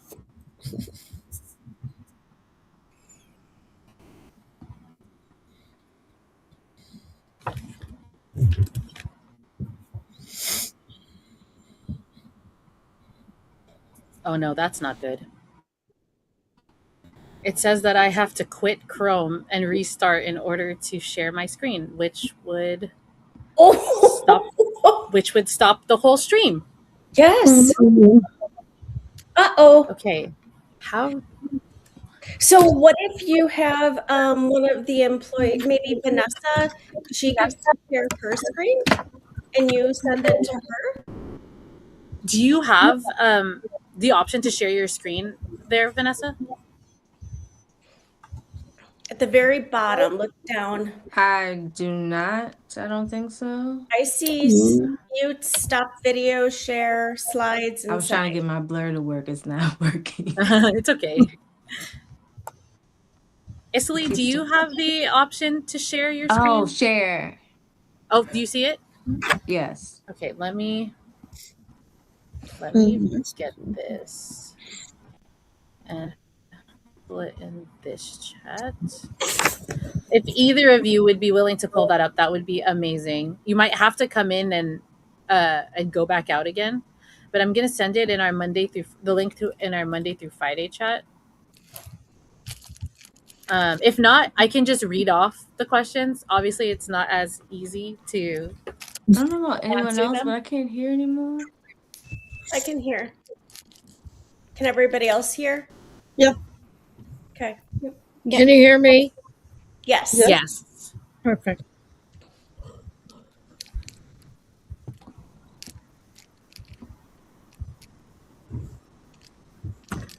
Where's my button? I need my I button. know, right? And then be first to answer. I like that. Yes. The little, and what is or who is. Okay, let's see. What if I can do this? Maybe I can pull it up on my phone.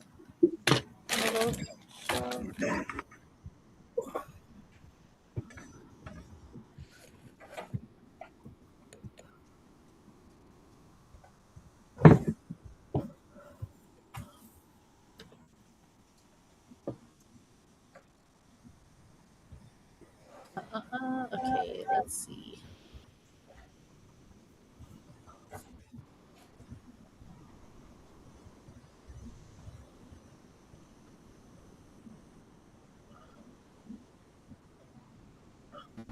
What in the world? It's pivoting. You know, it wouldn't be a live stream without pivoting, right? I know. I'm like, we got through how many hours of this already? But now it's on your screen. So if there's anything I can try doing, I'd be happy to try. I am okay. Allow. Okay, I was able to enter. Can I flip my camera though? Is the question. Sorry, guys. I'm eating some saltines. I'm hungry, so I'm just gonna be snicking. You're good. Okay. No, I had to stand and stretch. I've been sitting a lot today. Oh.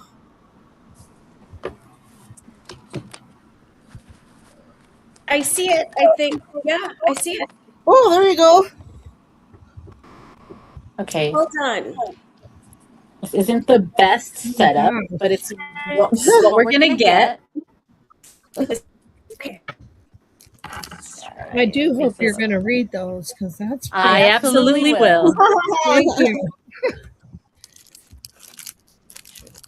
Mute myself on there because I can hear myself talking.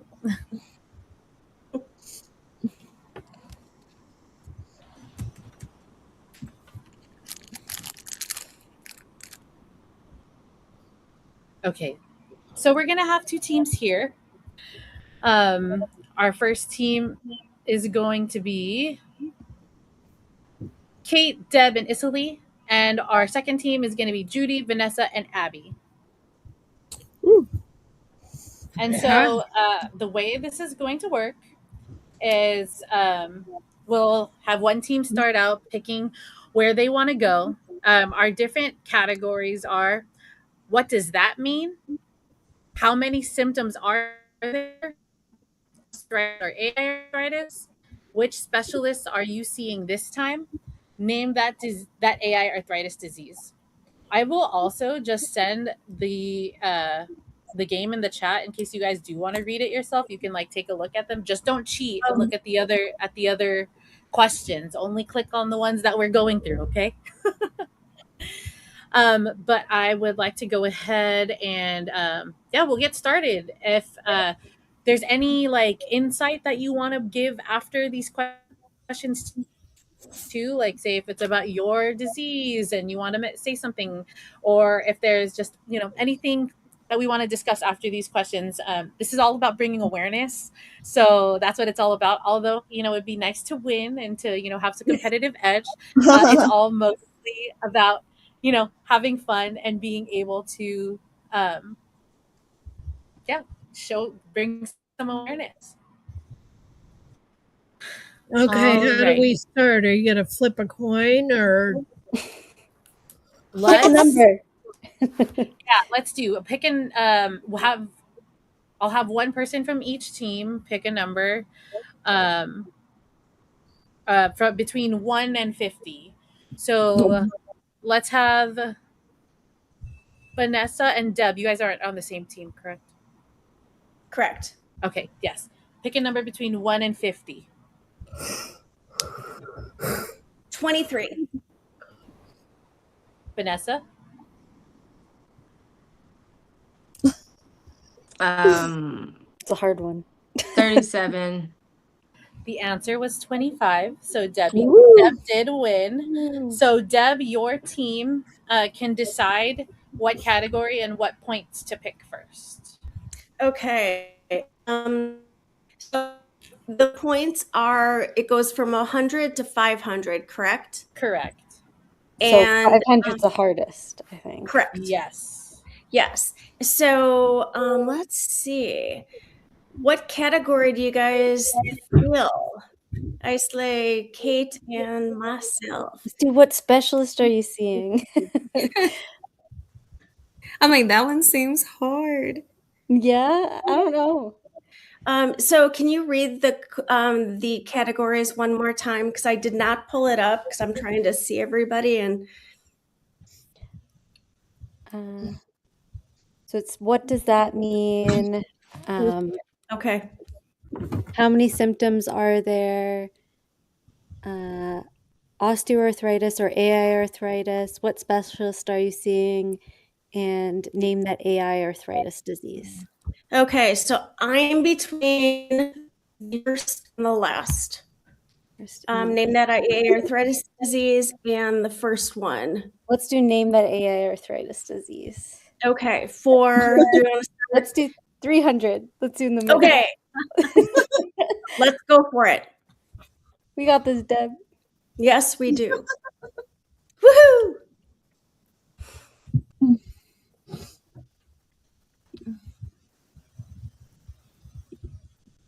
The disease causes inflammation in the digestive tract and may also include joint pain, fatigue, and other symptoms. I got it. Outside the intestines. You're not on our. Anybody can answer, right? No, only that team first. All right. Oh. So I think Crohn's. Yep, I was gonna say Crohn's too. Okay, let's see the answer. Crohn's disease. We have to say Good job. what is Crohn's disease? Oh yes, we will from this time on make sure that we put it in the answer in a question. Okay, sorry. Yes. What is Crohn's disease? Okay, team 2, what category are we picking? I can't see the screen. What? Let me see if I can't see the categories. That screen is so small. I was thinking about AiArthritis. Can you make that bigger? Yeah, I'm trying to make it bigger, There but we I'm going go. to end up covering people. Okay, thank you. Not much. We're okay being covered. I'm okay being covered. Cover me.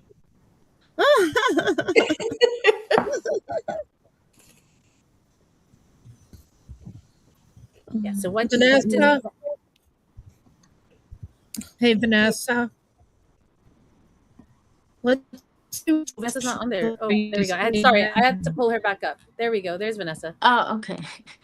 I'm like, can you all hear me? Yes. Now we can.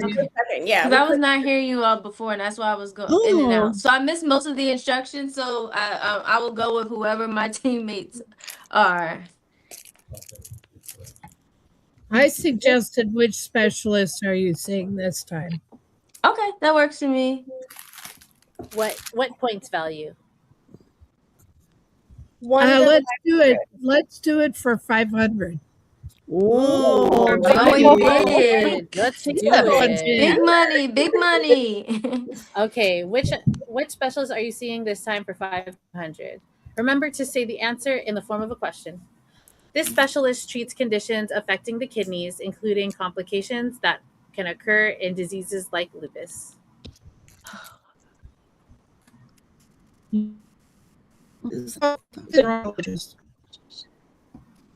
Sorry, who said that? You have to say what is. Judy, say what is. Oh. Judy said it, but. Judy, did you say what is a nephrologist? Yes. Alrighty. Let's see. Yes, a nephrologist. Good job, guys. Alrighty. Okay, team 1. Let's pick another category. One of you guys pick. Should we do? What does this mean? Sure. Yeah. Do we want to go for 500? We can try. Yes. Let's do it, Miss William Deb. Okay, what does this mean? 500. This term describes diseases caused mainly by dysfunction of the innate immune system. Innate means you were born with it. You guys, I think I know because I have one of the diseases. Go ahead, Kate. Like what is autoinflammatory diseases? Correct. I have Still's disease, so yeah, you go, Kate. Autoinflammatory. Yes. Nice. Okay, team 2, next category.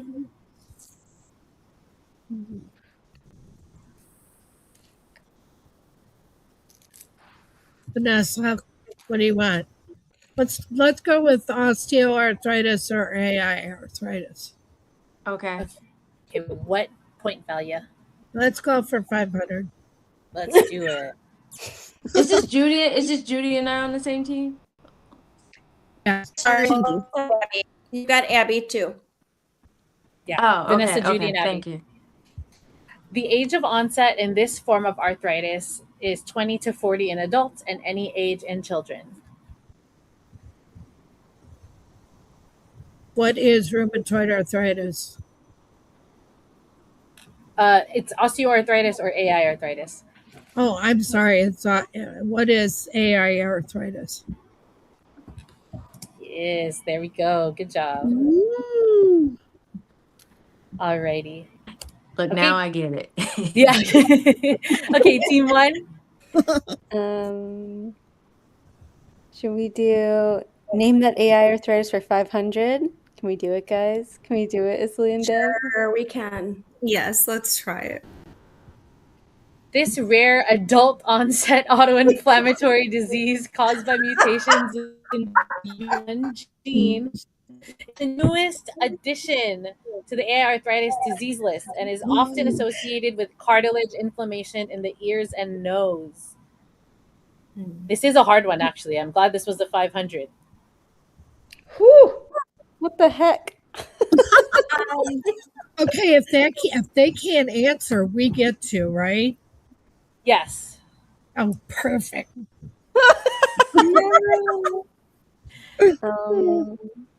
Team 1 going at any guesses? This one's new enough to me that I know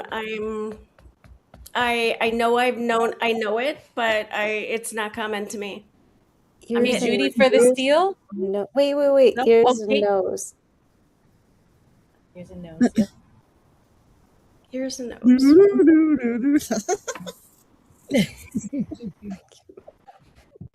I have to steal it. Yeah. Judy for the steal. Judy? Go ahead, do you know it? Is it Still's disease? It's not. And I see I see a I guess. thought that at first. Is it the IgG4? No, it's not either. It's, But it's one of the brand new ones that just hit the list. And No, no, I no, can see them, but I can't. So I Mine want to did- walk over there and go get the sheet that has that, but I won't. Is it Someone- rhinosinusitis? no, Cheryl also, guessed relapsing polychondritis. It's close because of the cartilage inflammation. Good guess, Cheryl, Yeah. in the chat. Yep. But actually, it's Vexus syndrome. Oh, wow. Yes. Well, we learned something new. So this disease, Way to go. this disease was Last actually year. first. Yes.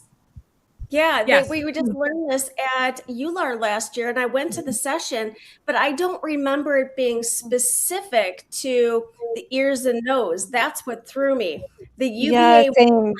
I recognized, but the ears and nose threw me off. Isn't it more common in men too than women? Yes. Yeah. It is. 100%, yep. Big time. But yes. Alrighty, we all learned something new. Yeah, it's I think it became an actual diagnosis in either 2022 or 2023, so it's really really new.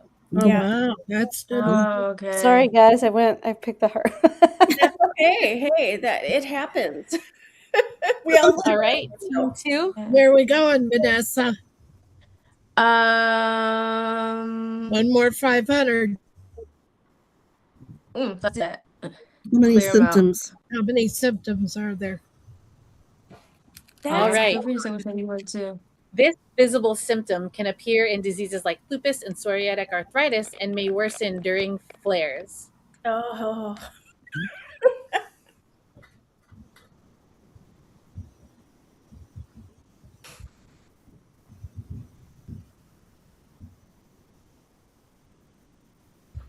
What is rash? Good job, Judy. That's literally what I've been going through. Oh, really? Sorry. I was going to say, about what that. is all of them? yeah. Wow, that was an easy one for 500 points. Yeah. I was waiting for Yeah, you. what happened answer. I feel like I'm jumping in here too much. You got to talk. Alrighty, team We'll 1. get Abby in there too. We'll get Abby in there. Cicely, why don't you pick the next one?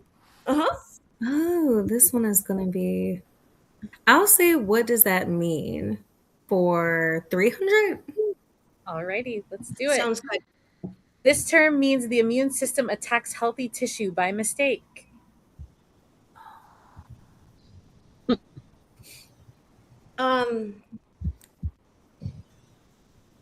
That's so general. What is symphonitis? Symphonitis? I'm getting to it's the inflammation of the lining of your joint. It's more. I was thinking autoimmune. Yeah, there we go. There we go, Kate. Yeah, more broad. Yep. Okay. There we Got go. too specific. Are we trying to think too hard? Yes. Oh, wait. Doctors now? Hold on. I forgot to add that. Okay, there we go. Okay, team 2. Abby, you can pick this one. Oh my goodness. Let's do, what does that mean for 400? Okay. This symptom causes difficulty concentrating, remembering, or processing information. You might be having it now if you don't know what this symptom is. What is brain fog? Correct. Woohoo! Best friends. Yes, I am having it. Well Best done. friends, the daily person that won't Right? go away. Every day, man. Well, that was a great pick because now the teams are tied. Woohoo! I thought you were about to say daily double. Okay, team 2. Oh, the score's at the bottom. Okay. Very tiny, yes. AiArthritis? Sorry, I don't judge how close I have to get to the screen. Yeah. Okay, osteoarthritis or AiArthritis for what point value? Let's go. Should we go 400, guys? Sure. Yep. Sound good? this form arthritis is the most common type of arthritis? What is osteoarthritis? Correct. No. There we go. I'll Okay, take team 2. You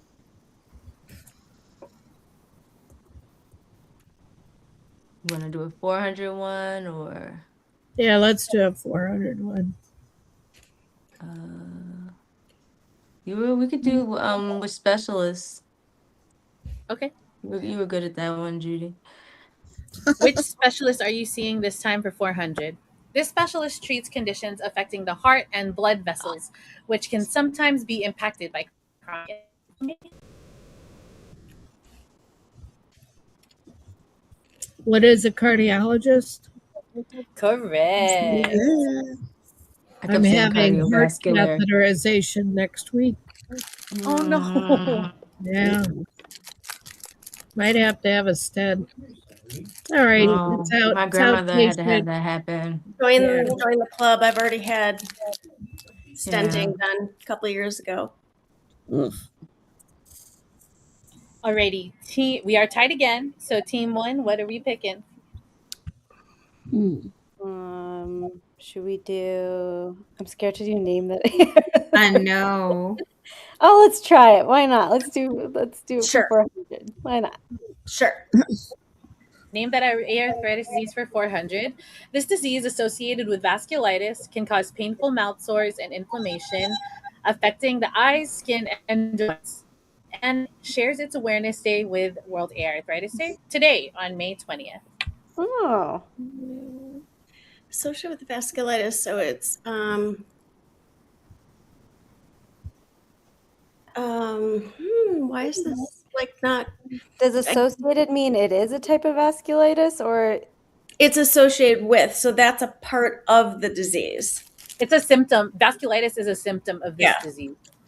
Another hint is that our CEO and founder actually has a diagnosis of this disease, even though she doesn't very much agree with it. Oh, but Well, yeah, Bichette. but I know Bichette. What is So it's a type Bichette? of vasculitis. Yes. rather. Yes, good job. Mm. So happy Bichette's Awareness Day to everybody out Oh. there who may have Bichette's. Alrighty, team 2. Are we taking the last 400?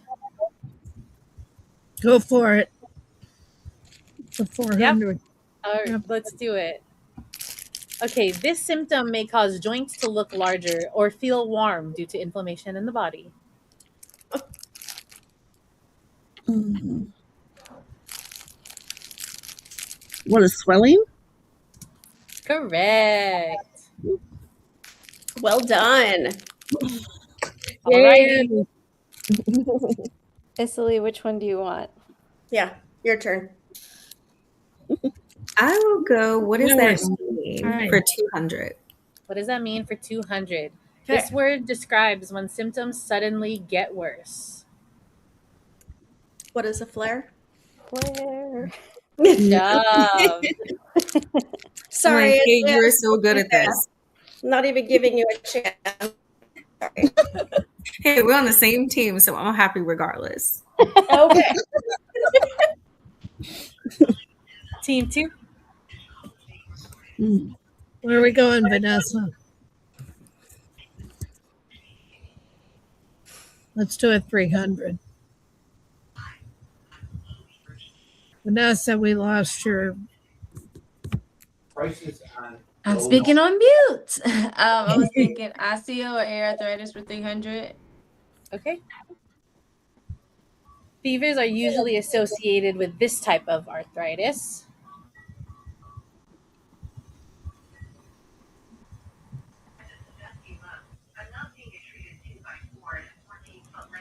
What are autoimmune illnesses? It's correct. AiArthritis. Yep. AiArthritis, yeah. Yes. Still's disease, probably. Most, definitely still disease, that's for sure.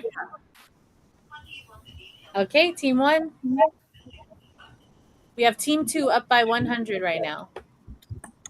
We have to pick a 300, guys. Yep. Okay. What about what specialist are you seeing for 300? Okay. That sounds great. This type of doctor may help treat inflammation affecting the digestive system in diseases like Crohn's. What is a gastroenterologist? Yay! Correct. I think we all have one of those. I know. Yep, unfortunately. Alrighty. Yeah. Team The 2. joys. Should we do the last one for 300? Yeah. Yes, let's do that. I see a baby in the background. Oh, yes. Oh, baby. During this time of day, joint stiffness is usually most prominent. What is What the is morning? the morning? I hear you. Yep. That's hard. Mine's the opposite. I'm very In stiff. unison. We could be a choir on that one. Yeah, I didn't realize it wasn't prominent. I feel like anytime there's time, there could be pain. No. I'm okay. I just think you didn't want to be on it. It's fine. Okay, sorry. Who was that? Team 2 or team 1 that just answered? Two. Okay, got it. Alrighty, we're on our last questions, guys. Okay. Team 1. You can pick, Deb. Let's do the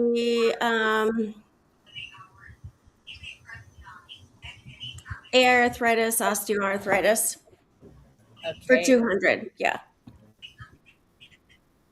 Arthritis is more likely to cause symptoms throughout the whole body, not just the joints. What do you think, Everything- autoimmune? AiArthritis.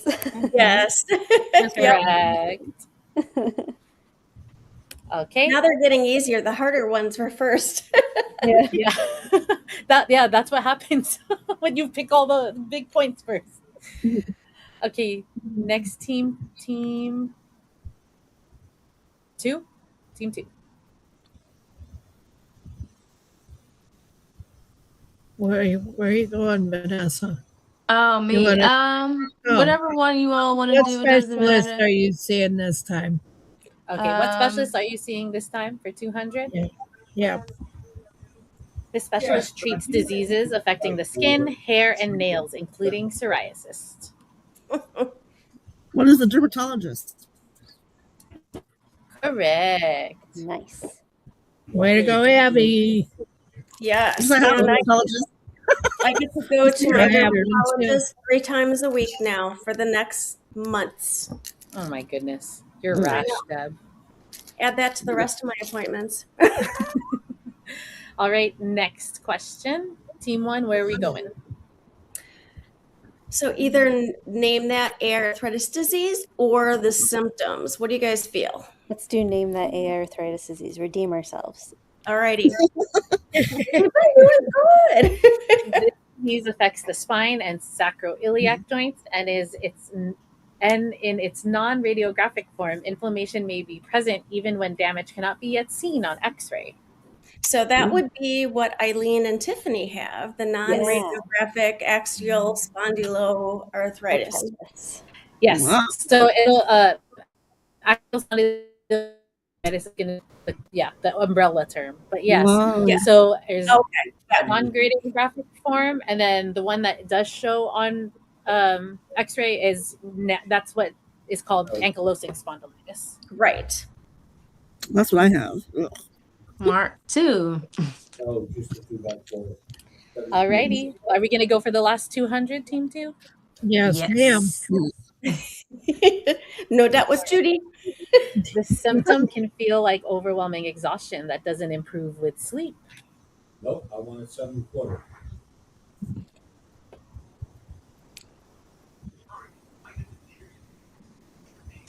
No, We can just answer, right? What is non-restorative sleep? What is fatigue? Fatigue. That was too easy. I think of something way deeper than that. Okay. Let's see. Team 1. Our last 5 questions. We can do, what does that mean? Okay. What does that mean for 100? This term describes inflammation in the joints. Symbonitis. I can't say that Synovitis. word right. What is synovitis? Thank you. It's just arthritis. Hilarious. It's one of those. Great old arthritis. Oh, I think we're overthinking these. Yeah. Seriously, 'cause I mean that. Yeah. Okay. You got to remember, it's the easy ones. I know. You're right. Yeah. True. That's when I saw the. Yeah. Okay. Okay, team 2. Where are we going? Watch all of us get the 100s wrong.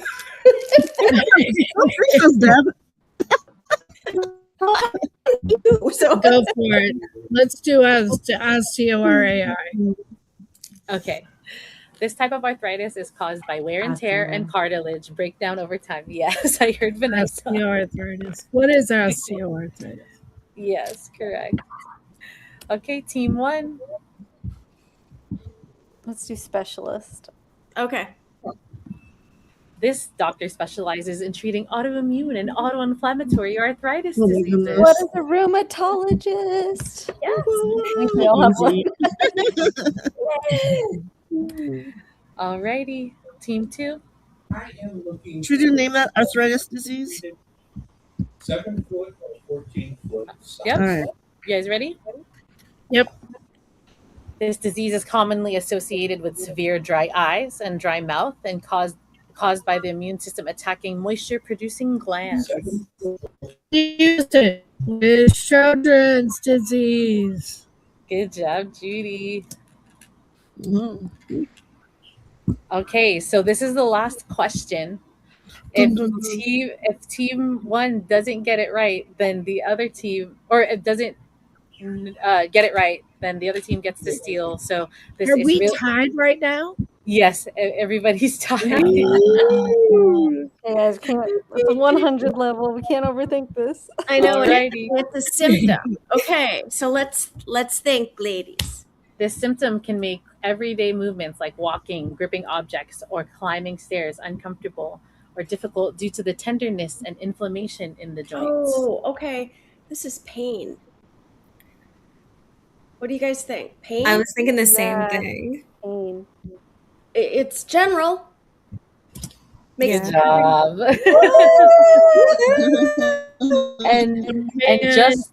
and just by a hair, team 1 wins.